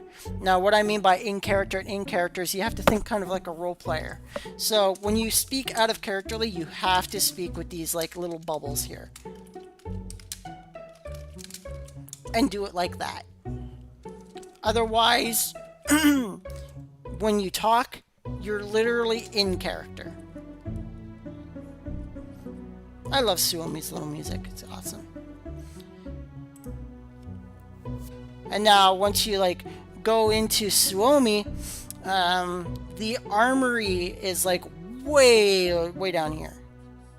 Like, well, the armory is up here, but the fighter trainer, the fighter trainer and the monk trainer are like way down here. So you'll have to like and go into here, and you can learn more fighter abilities and monk abilities way down here. Your wizard abilities in Suomi are in here. This is where you learn like your mega spells. Like once you're ready to learn your like souped up super spells for the wizard, you go to Suomi and this wizard teaches you that stuff. Like for me, the most powerful spell in the game, Morstriok Piangar, he'll teach that to you. And for higher level priestess spells, I should say priest spells. For high level priest spells, you'll go into that little building down there, and the priest will get you more spells. And of course, this is the weaponry and the armory here, which has some good stuff.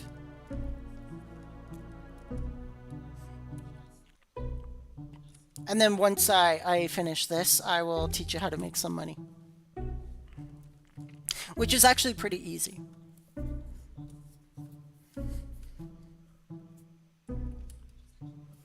So we're going to go over to here, and we're going to go into this armory shop here, and I'll show you like what kind of goodies this guy's got. Boop. Open up. Again, if you see a closed door and you can't get in it, let's say it's closed, you can't get in it, just double click the door and it will open the door. Like you're not locked out, you just have to open the door.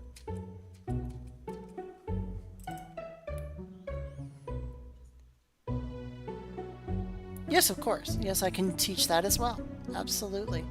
So this is where you will go to buy your emerald rings. So the emerald ring is the best level 1 to 99 ring, along with the spinal ring.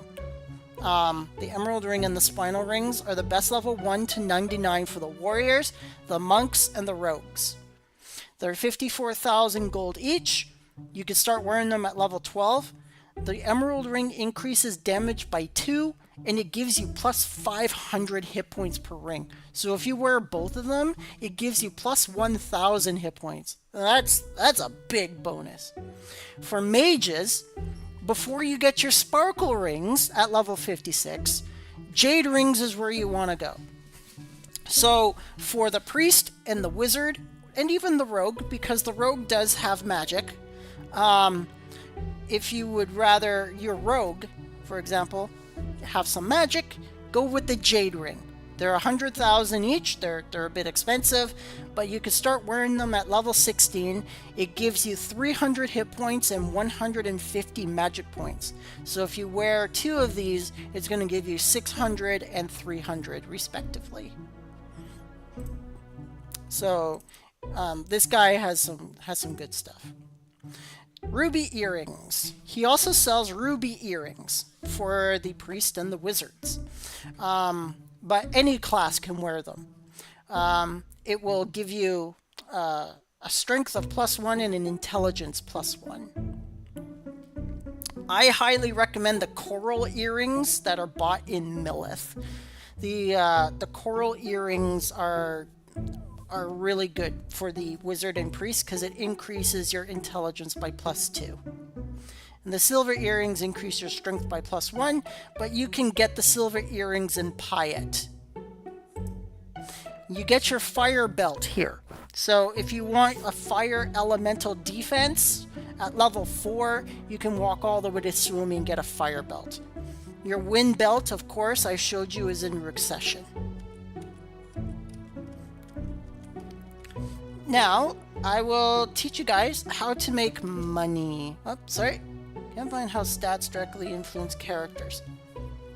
So, as I explained this a little bit earlier. I'll explain it again. for you, Blake? Absolutely. So, strength. Strength is your damage, not your hit. Strength is your damage. So the more you put into strength, the more damage you're going to deal to your enemy. Your intelligence is your magic damage. So your intelligence, if you boost that up, will increase the damage of your spells if you're a wizard or a priest. It will also increase your healing ability if you're like a priest healer. Wisdom is your magic points. So once you boost your wisdom up, your magic points go up. So let's say you have like 50 wisdom, then your magic points will go up by X amount. So the more that you have into like your wisdom, the more hit point or the more magic points you're going to get per level.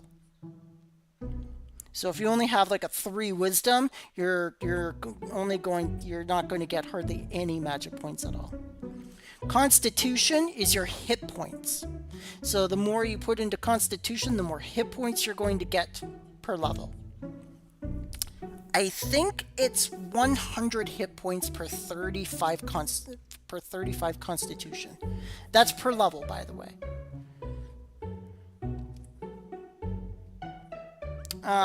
Dexterity, that's your hit.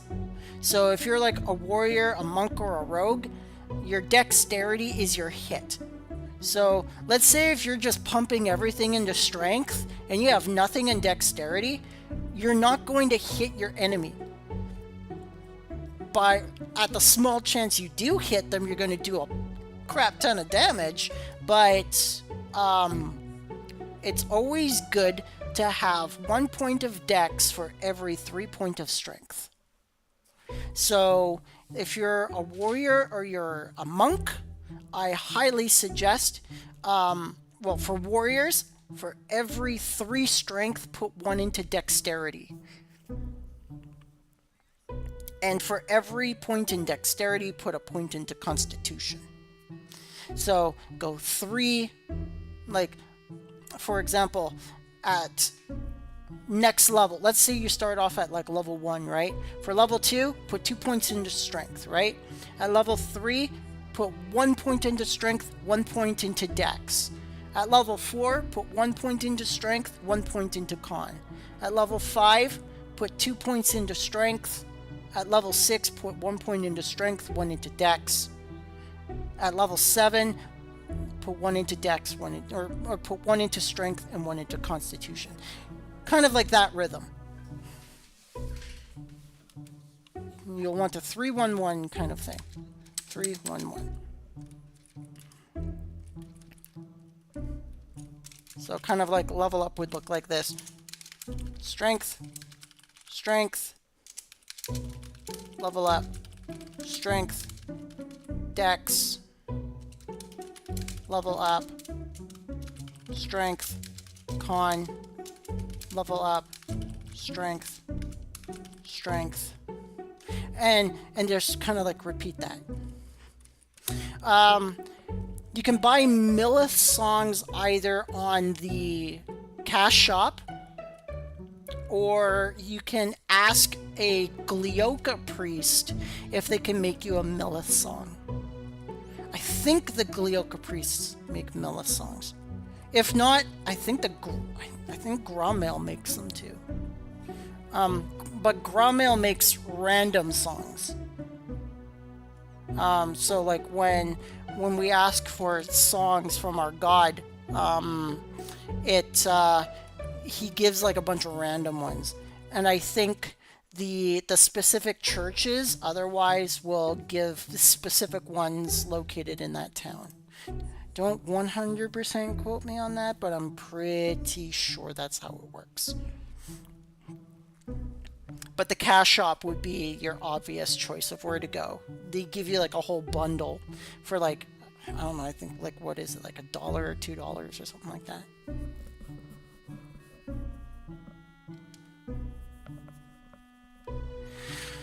All right. Now we're going to one of our other guests' questions: how to make money, and then we will get to Blake's question on how to navigate zones. So we're going to go back to Millith. Can I go back to Millith? Yes, I do. I have Millith. All right. All right. So you're a new player. You want to learn how to make money. So a bunch of places will allow you to make a little bit of money. So for example, let's say we want to go into the Enchanted Forest or the Enchanted Garden in here, right? So we'll want to go into here. So we'll go into here. And we're gonna go and kill a few things. This is gonna take a couple of seconds to actually behold the power of darkness. Boom! Get out of here. That's the most powerful spell in the game, by the way. Yay! Alright, so we got you. Come on, die. Alright, so we're gonna pick up this Viper Gland here. So you picked up this Viper Gland. Are you serious? You're gonna mess with me? Ba-boom! We're gonna pick up this Mantis Eye. And that's a good enough example for now. So, I am a wizard priest bard. So, I started off the game as a wizard. I cross-classed into priest, and then I became a bard. So, I have all the wizard spells, I have all the priest spells, and I also have bard spells. And before I switched over, I made sure to have like the most powerful wizard spells. So this is the most powerful wizard spell, Morstriok Piangar. This spell will just decimate the battlefield. It just destroys everything. Now, this is all dependent on what element you wear. So again, your necklace, right? So I'm wearing a dark gold jade necklace. So my Morstriok Piangar is going to be dark element attack. So like when I cast the spell, it's just going to blast the whole field with dark elemental energy.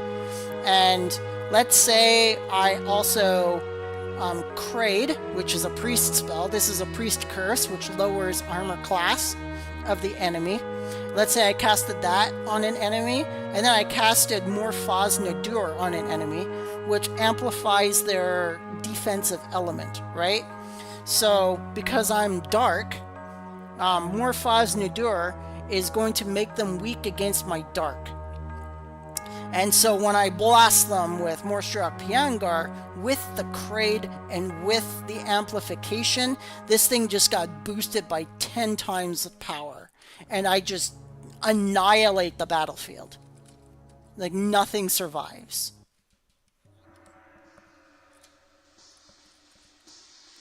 Alright, so we're just gonna go and collect a couple more items so I can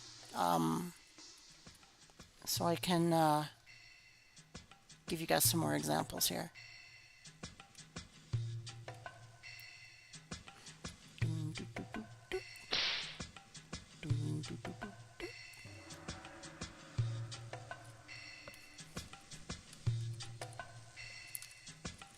Get down there. Here we go. You know what? I'm going to buff these three girls. And I'm gonna buff them up. Let's see here. Alright, I'm gonna buff you. I'm gonna buff you. I'm gonna buff you. Just give me a quick second.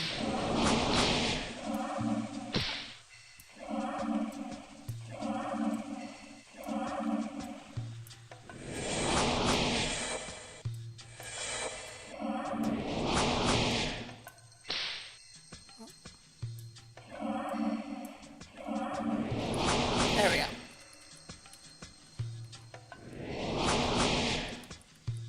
I'm trying to find a centipede gland. See if we can pick up some centipede glands and things like that. nice to see everyone just kind of leveling around down here. Looks like everyone's picking stuff up. Alright, well, we could go pick up the spider eye here. That's cool. Yay! Hi!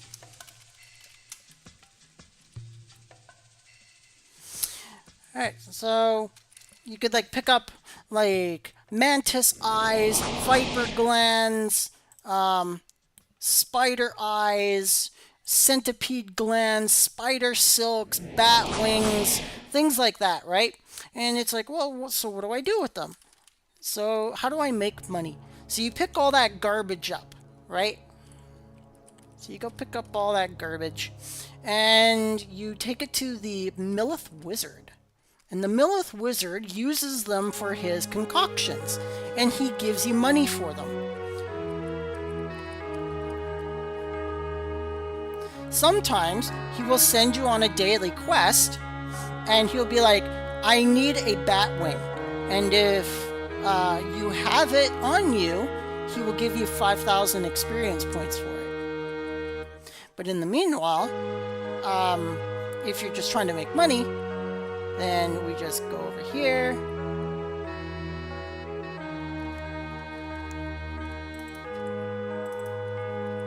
Open up. There we go. So we've picked up our viper gland, our mantis eye, and our spider eye, and you click sell, and he will be like, yeah, I'll take your spider eye today. So you'll take that and he'll say, I'll give you 500 coins for that spider eye. And you say yes. So now you just made 500 gold for one spider eye. And you can like sell him all your spider eyes. Let's say you collected like 20 of them. He'll purchase them all for 500 each. And then you make a good size amount of money. You make 10,000 gold right there. And then you can go to this guy in here. This is the potion maker, and you can sell him more stuff. And he'll take the mantis eye, and he'll give you 1,500 coins for just one mantis eye. You say yes, and he will give you 137 coins for a viper gland, and that's how you start making your money. So if you like go into the enchanted garden, kill like 20 snakes and pick up all their viper glands and then sell them to this guy, you know, you'll make yourself a couple of thousand gold. If you kill like 20 mantises and collect like 10 mantis eyes and sell it to him, you'll make 15,000 gold. Like the money accumulates. These two wizards, those are your money makers. They will, you just sell them all the junk that's laying around in the dungeons, and they'll purchase them from you.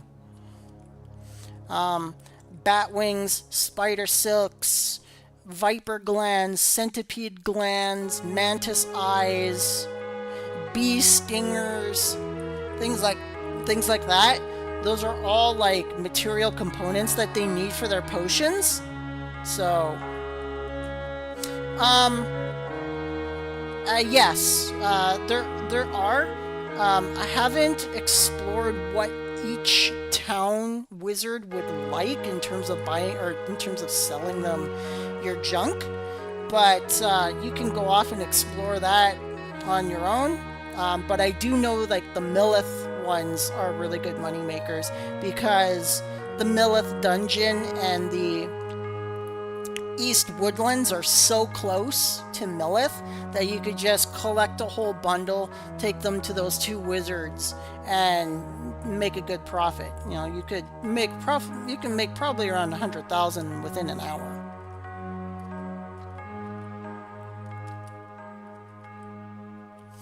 Now we are going to do navigation.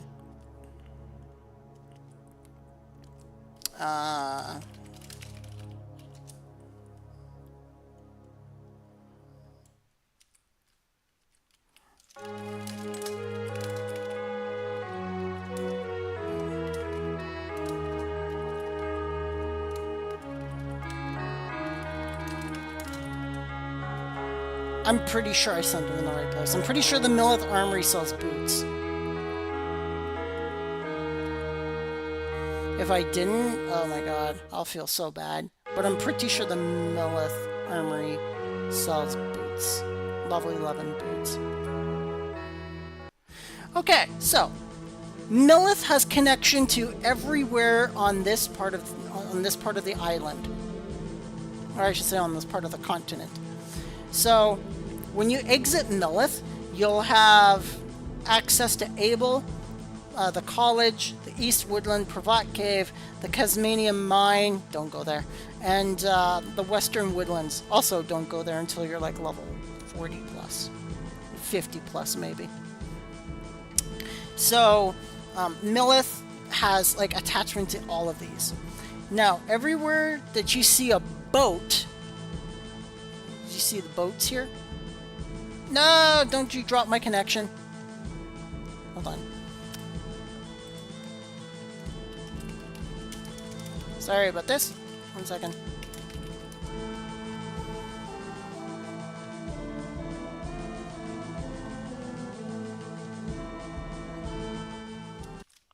Alright. Probably didn't like me being on the world map that long. So, as you can see the boats here, these are like port connections. So these will take you to other islands and continents. For example, we'll go to Abel, right? Abel is a port city. So we'll want to go down to its docks. And we're going to go to... and we're going to go and take a ship. So we just got to go down here. Ononoki. I saw an Ononoki. So we're just going to go down here.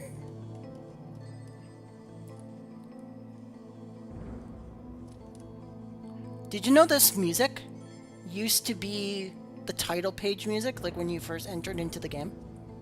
Back in 1999. Yep, back in 1999, this was actually the town of Abel was actually the title page music before they updated it. All right, so this is the boat. So what we're going to do is we're going to take this boat, and as you can see, it's a port. So this will take you to everywhere that has a port town. So it'll take you to Undine, because it's a port city.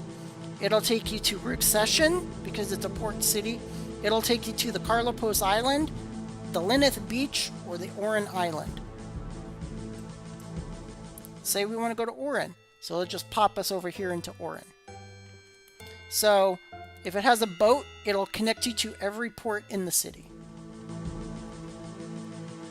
Or every port on the continent. So, and then once you leave Oran, you'll want to go back to another port city.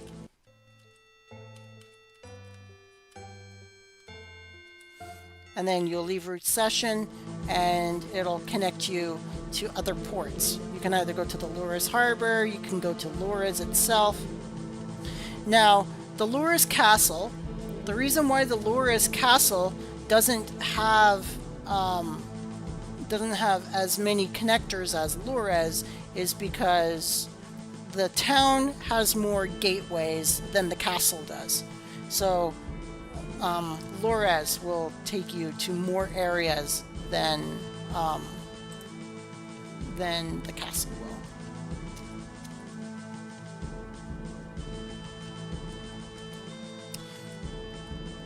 And this is Pyatt. This is the hometown of the Church of Cien-Ledir. I think I'm saying his name wrong, but I've always said it like that. Cien-Ledir? Cien-Ledir? Something like that. And he is the god of, of war. So, out of all the churches in the game, this is the only church that will allow you to take a weapon inside, and you have to take a weapon inside. If you go in there unequipped, it's considered disrespectful. So if you're going into that church, go in there with a weapon.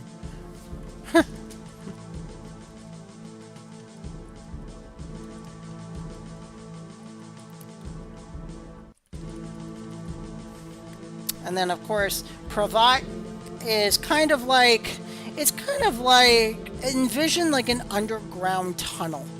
So it's just the connector, like, it's just the connector, like, through these mountains that allows you to access this part of the territory. So that's pretty much how you're navigating. You gotta think like a role player. Like, alright, Millith is the main capital. Abel is a port town. It's like the port city of this area. Abel will take you to other ports. Pravat Cave is kind of like the underground tunnel that takes you from one part of the continent to the other. So it takes you from the Millith territory into the Lurez territory, and that's pretty much how you like see things from that perspective. You go through Lurez. Lurez will take you to Tagor, House Macabre, Shinewood Forest, or Bale in the Carriage. I haven't seen anyone go there in a long time. So Tagor is another city. Tagor is one of the only cities that like doesn't have like judges. It doesn't have guards. But what it does have is the Rangers. So this is the Ranger city. So like the Rangers are the devs, kind of like the dev team, and like they lord over the game. And if you don't want to test a Ranger,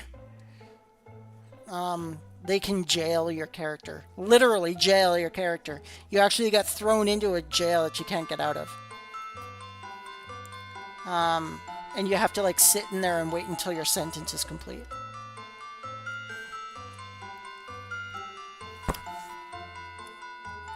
Yeah, this game was so ahead of its time back in the 90s. Like, it came out in 1999. I started playing in 2000. So, like, this game had everything. Like, even before World of Warcraft ever came out with its, like, the hell do they call it? Their MOG system. I only know the Final Fantasy 14 term. But yeah, like, yeah, the World of Warcraft is the transmog. Like, before even that even happened, like, Dark Ages had all that. Like, the character screen, all the, like, you were just able to constantly equip different equipments to make your character look different, give yourself haircuts, hairstyles, make yourself look the way you want to look. You know, did it before all of those other games did it.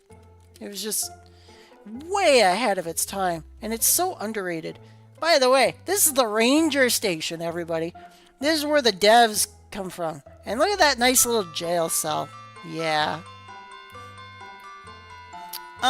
In order to get a haircut, you will need to have a rogue, like an experienced rogue that has the haircut ability, take you to Rook-Session, and they take you to the hairstylist there in Rook-Session, and then they activate their hairstyle ability, and it'll allow you to choose like from like 200 different types of hairstyles. It's pretty awesome. There's a crap ton of hairstyles and like 50 different hair colors. And so this is like the Ranger Station. This is their Ranger board. They like tell, oh, Ishikawa still plays. Interesting. So this Ranger board tells you who they've arrested and for what. So like, for example, like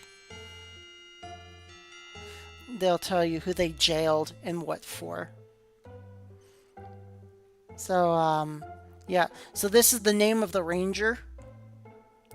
This is the in-game date, not like outside the game date. This is like inside the game date. And this is who they've jailed. For example, you could click this and they'll tell you like who they've arrested, what their crime was. Someone, these 3 people were caught botting, and who caught them. So yeah, so that's the ranger station. It's pretty interesting, eh? Of course, each territory has their own judges. They have their own guards. They have their own justice system. Like, you can challenge, like, you can't challenge the rangers, but if you challenge one of your, like, crime cases, you can actually take it to, like, a court system. And that's what the judges do. Sorry, my phone's running out of battery power.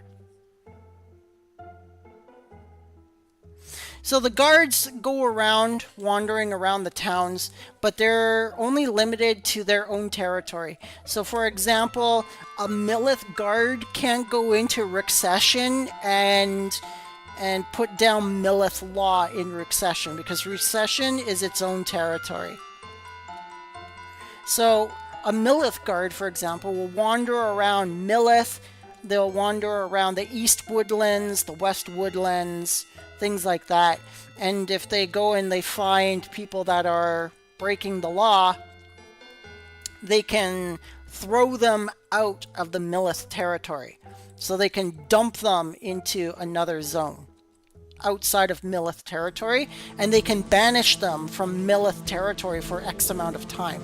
So let's say if you get caught and they throw you out, they'll, let's say you try to get back into Millith, you won't be able to get past this border here. Like, as you can see right here, it says a guard admits you into Millith territory. If a Millith guard kicked you out of here, like kicked you out of Millith territory, you would not be able to get into Millith. It'll say a guard, you're not allowed in Millith territory, and it will kick you back out onto the other side. So it won't let you into Millith.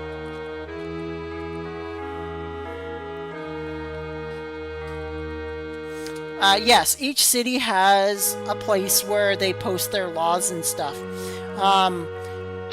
I can't go in here because I'm not a Millith citizen. I'm a Tagger citizen, so I can't go in here.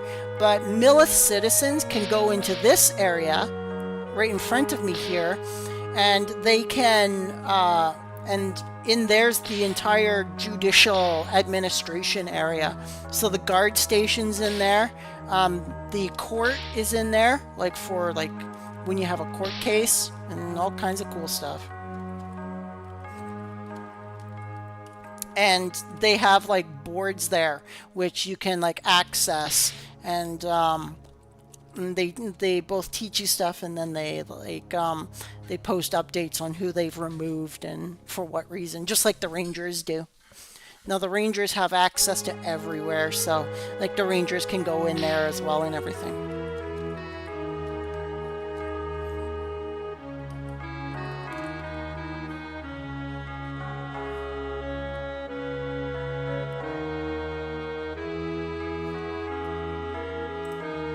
Okay, so I just looked at a question. Dr. Gaines, are you still here? If you're still here, please let me know in the chat.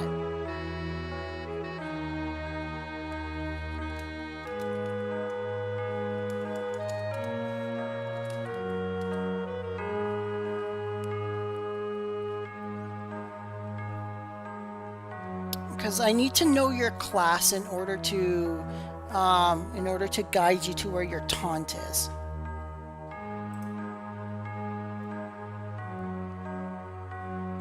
But taunt is located at the Millith fighter. He's in the...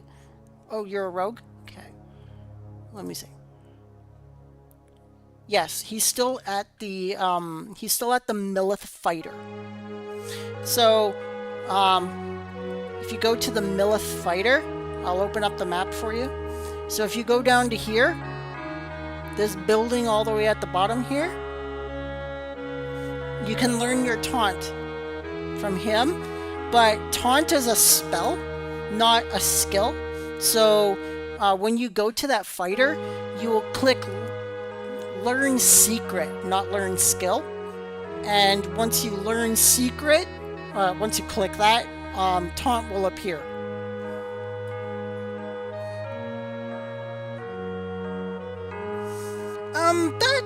That part does not really matter, but there is a really cool thing that allows you to bypass an event later on in the game.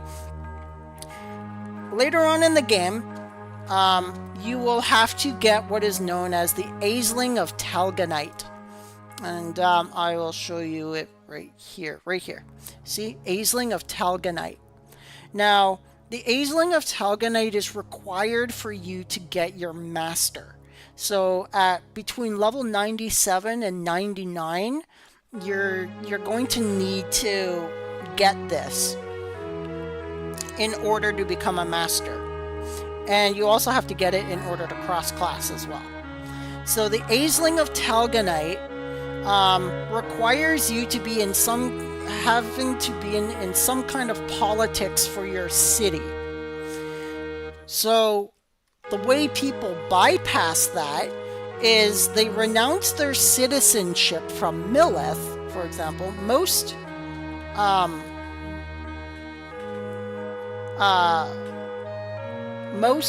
I really want to help this guy, but I'm still teaching you guys for a second. Oh, Miru is helping him. That's good. That's great. Good job, Miru.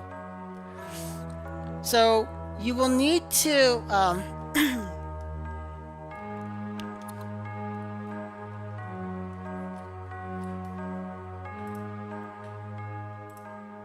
I have to do a world shout.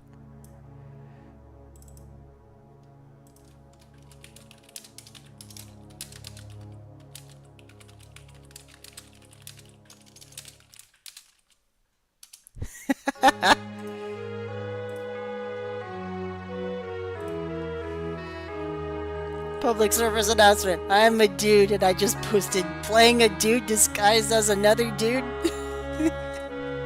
That's so great. It's a Tropic Thunder thing. It's freaking great. Alright,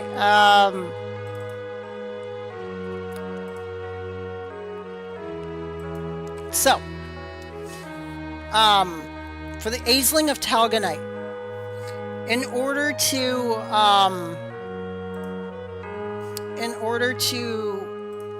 bypass the fact that you need to go into like politics for your town, what you could do is you could go to Millith Civics, renounce your citizenship, and once you do that, you can then go to Tagore, which is my home city, and I'll show you Tagore.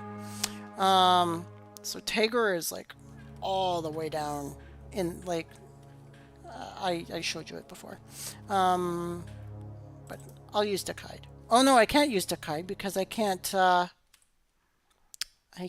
cast magic in Millith. Thanks, Millith. I have to go and do it manually. Alrighty, we're gonna go and do it manually. Darn, no magic working!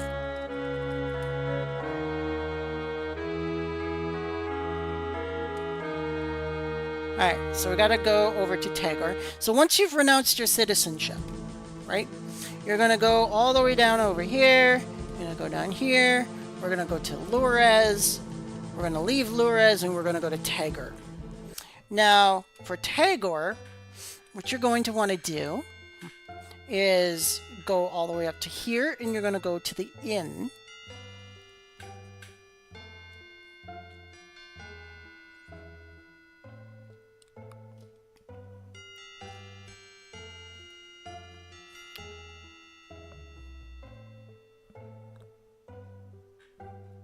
Alright, here we go. So this is the inn, this little house here. And then you're going to talk to her, and you're going to, and there's going to be a Tagore citizenship option here. And you're going to click that, and then she's going to put you on a quest. City laws can only change by player agreement. Let's say like a judge and a bunch of guards get together and they like start dictating like how they want laws to be perceived in the game. All the laws that are in the game right now were created by players. The entire law system was built by the players, especially the players of old, and they've been like law ever since. So, as you are, so as you talk to her and say, "Yes, I would like to become a Tiger citizen," she sends you on a quest, and you cannot do this quest on your own. Definitely bring a master with you. Now, this quest is super specific. You have to really pay attention to what you're doing in here. She will give you a bunch of things called belladonnas. And these belladonnas are used to heal Tiger citizens that have fallen into darkness. And so she's going to make you go all the way over to here. And she's going to make you go into here.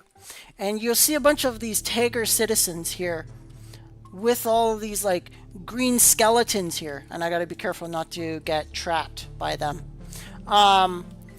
You have to kill, I think, 10 of these skeletons, and then you have to heal. Then you have to heal the citizens. Oh boy! Oh boy! Oh no! Ah! And then you have to heal all these citizens with the belladonnas, and you have to make sure that your magic doesn't kill any of these citizens. And these citizens have only like 1 hit point. So, like, even your lamest spell is going to kill them. For if you kill even 1 citizen, you will not be able to become a Tiger citizen. So, once you've killed those skeletons, and then you've healed those you've healed those Tiger citizens, and you didn't kill any of them, you can go back to the inn, click Tiger citizen again, and then you'll become a Tiger citizen. Now, the Tiger citizenship bypasses the requirement that you need to go into any kind of politics in order to become Aisling of Talganite. So, if you do that little quest, then you can bypass that whole like 4-week process of getting into Millith politics.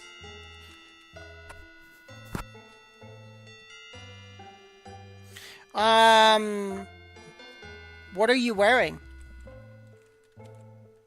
Can I see your character? Can you come and meet me in the East Woodlands? Yes, it's a very difficult quest because you have to be super careful. Because if you kill even 1 citizen, they're not going to let you become a Tiger citizen.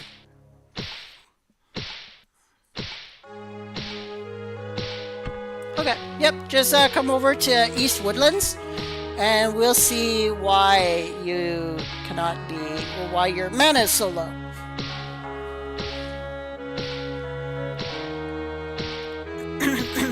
Yeah, I'm pretty much suspecting that's the case, Blake.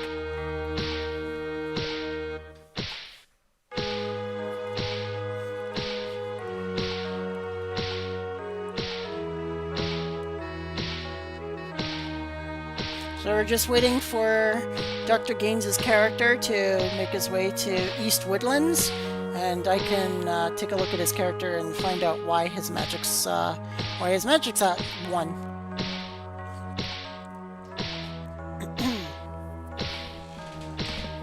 Ugh.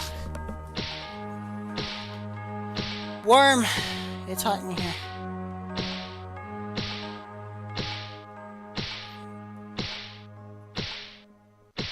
So we're just gonna wait a minute or two to for him to come over here.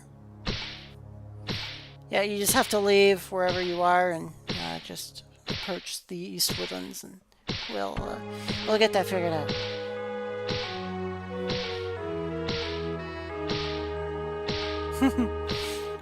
Rogue is pretty difficult to play. What do you think is the least common path?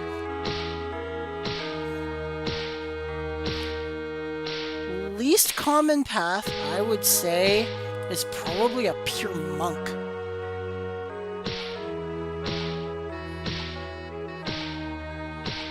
I have not seen very many pure monks. I've seen a lot of warrior monks and monk warriors. Ah, is that him? Yeah, that must be him. Yep, that's exactly the reason. Yeah, I know the reason.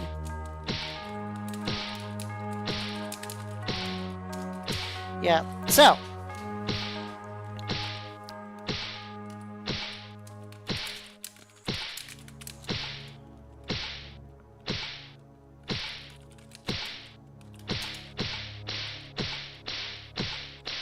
So, you know, your sword and your shield also remove your magic points. What you need is a rogue weapon. So you need a rogue specific weapon. So come with me to Pravat Cave. So I'm going to teach you guys some things for rogues. So we're going to go to Pravat Cave. We're going to go to Lorez next, not the castle.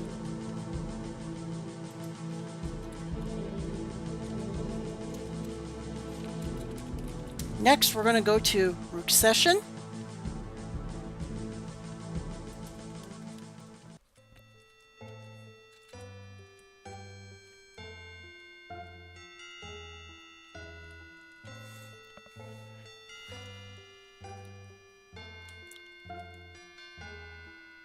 There we go.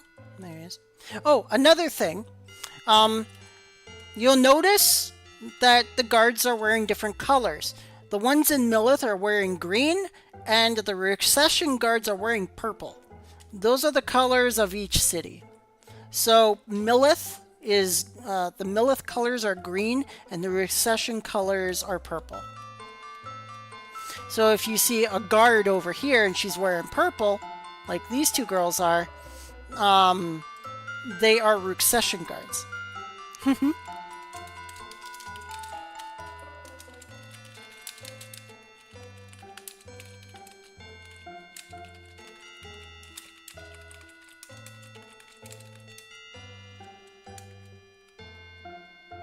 Whoops, wrong one.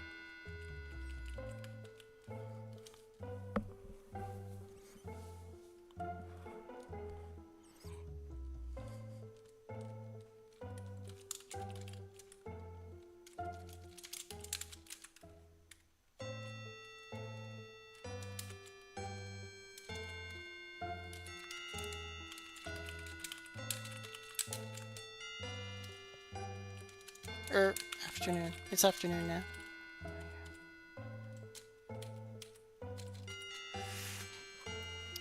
Alright, so anyway, sorry about that.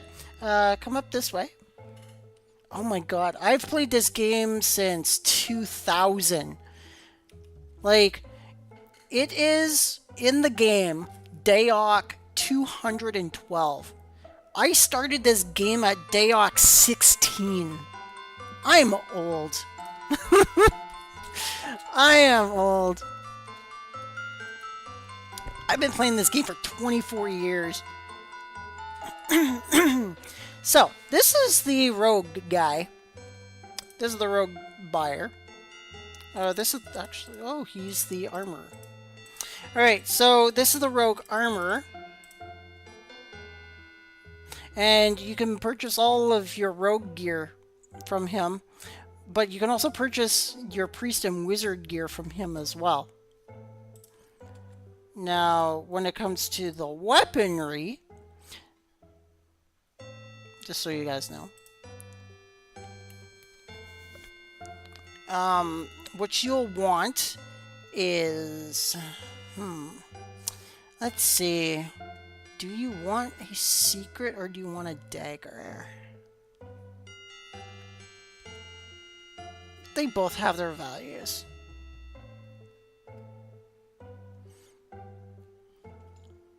All right, so let's go with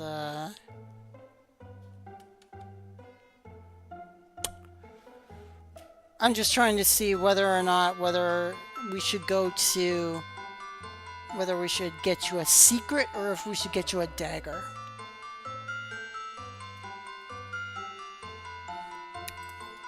What would you like? Would you like a star or a dagger? Pretty much. A secret's kind of like a Fuma Shuriken.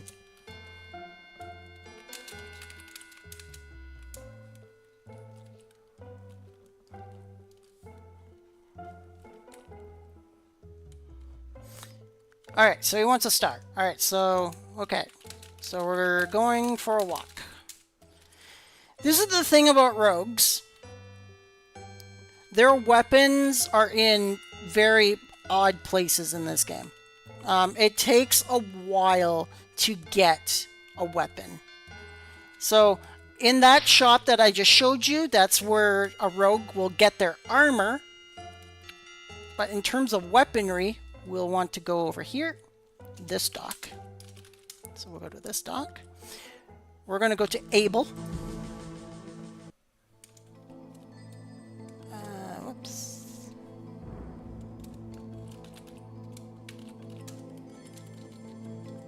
Okay, now we're going to go to Undying. Rogues have to really travel for their weapons. It's pretty bonkers, honestly. I still think that they should have, like, put a rogue weapon shop in Rook Session, because it's a rogue city.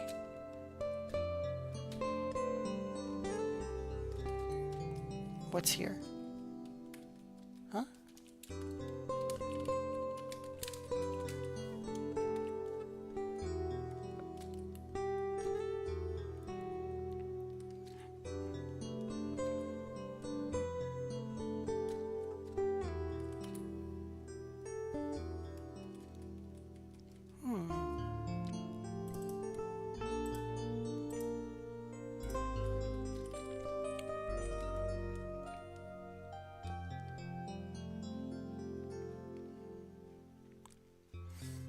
I think he must have gotten thrown out of Laura's somehow.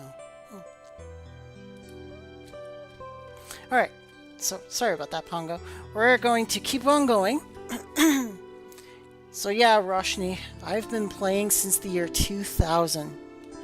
The game has changed a little bit since then, but not much. Like, the game pretty much had everything that you see it has in place today, back then. The only thing that the game did not have when I started was the Medinian advanced class system, the ascending system. But I was there when they built it. Originally, you could only be a 1199 master and grandmaster, but then they added Medina. Okay, we're going to Suomi. Whoops.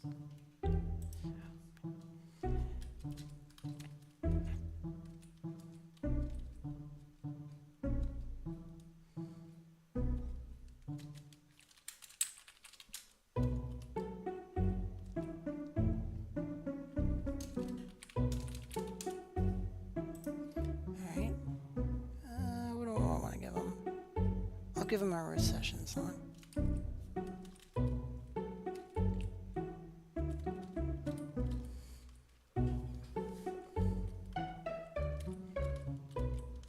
Okay, we're going to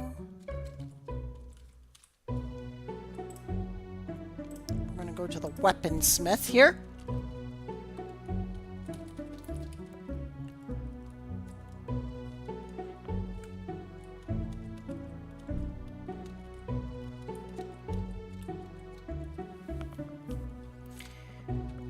Oh boy. Hey, Ononoki!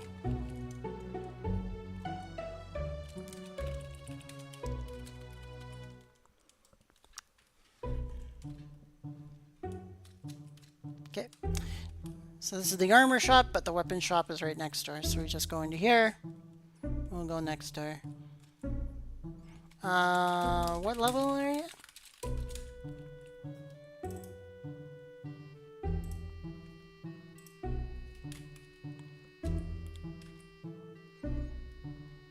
Oh wow, level 9. Very nice. Okay. Alright, we're going to go into here. I'll purchase this weapon for him. I mean, I can't hit. Oh, it's too heavy! Because, oh my goodness. Hold on. Because my strength is such garbage. Alright, here you go. So this is where you buy your rogue weapons. I bought yours for you. Oop. Here you go.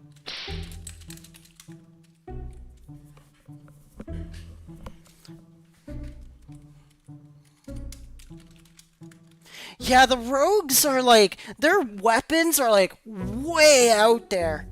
The daggers are sold in Lures, but the secrets, like the stars, are like way the blip over here in Suomi. It's pretty wild.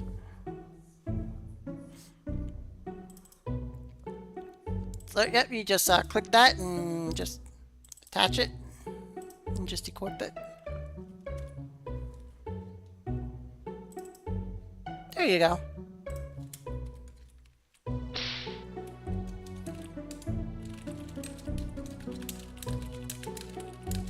And your mana is still at full.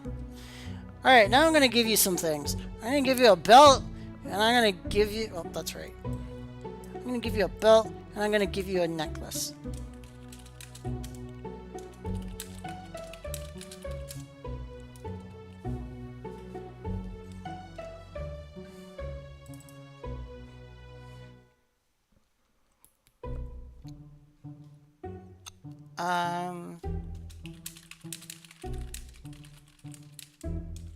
So is that a leather gauntlet?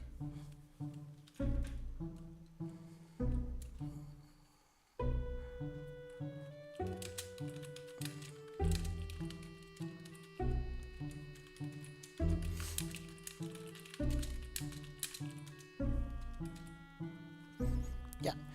Rogues don't really need leather gauntlets. The only thing rogues really need is their armor, their earring, their belt, their necklace, their boots, and their rings. They really don't need anything else. Alright, you're ready to go.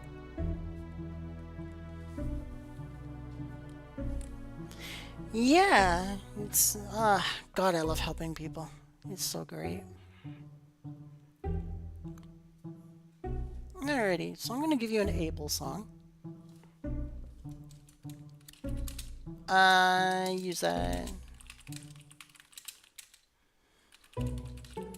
So use that outside the building.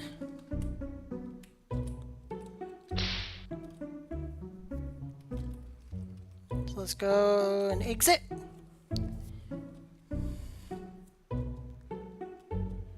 And now use the scroll.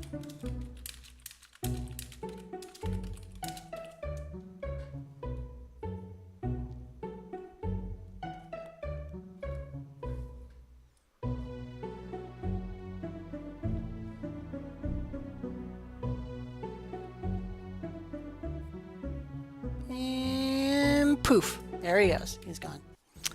There we go.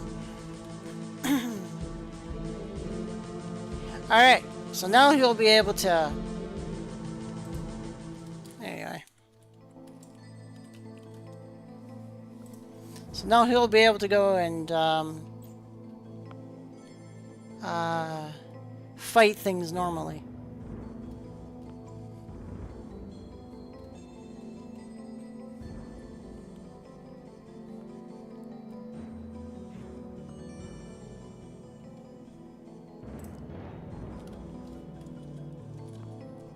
Alright, I'm glad I could help him out.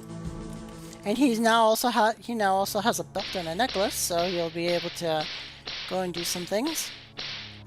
He'll be able to fight a lot more effectively now. So,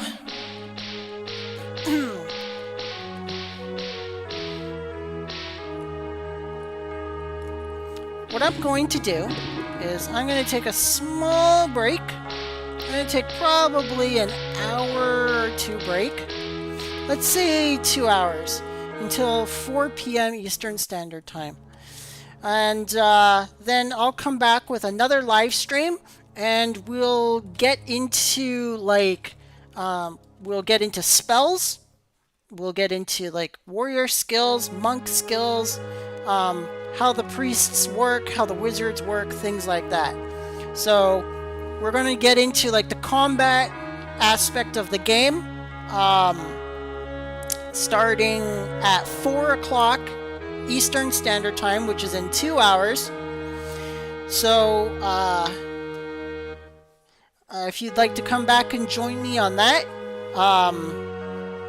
we can begin our discussions regarding that aspect of the game next.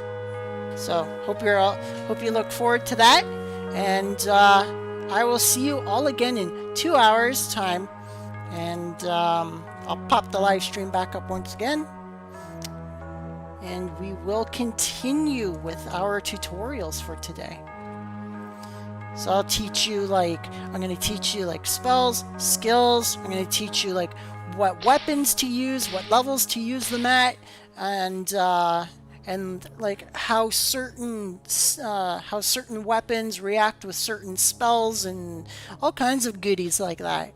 So I hope you all really look forward to it. All right, so I'll see you all in 2 hours. So 4 p.m. Eastern Standard Time, 3 p.m. Central, 2 p.m. Mountain, 1 p.m. Pacific.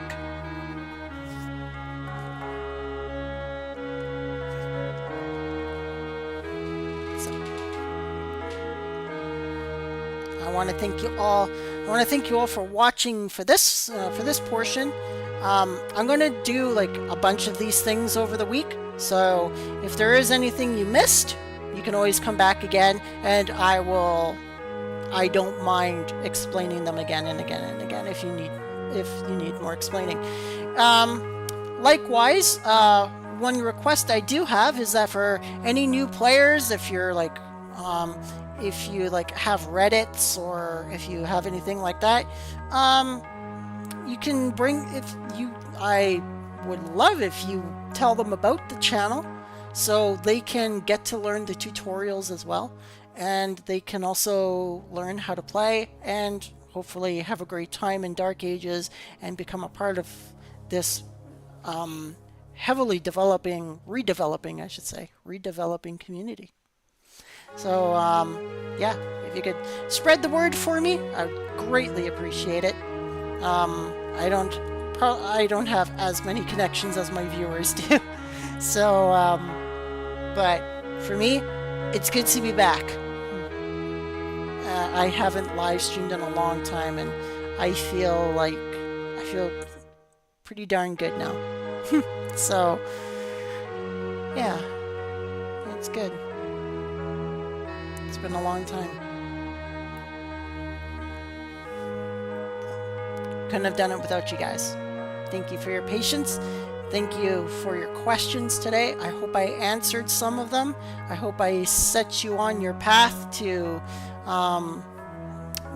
getting your class all sorted out. And yeah, see you guys in 2 hours. I'm mumbling now. All right. See you in 2 hours.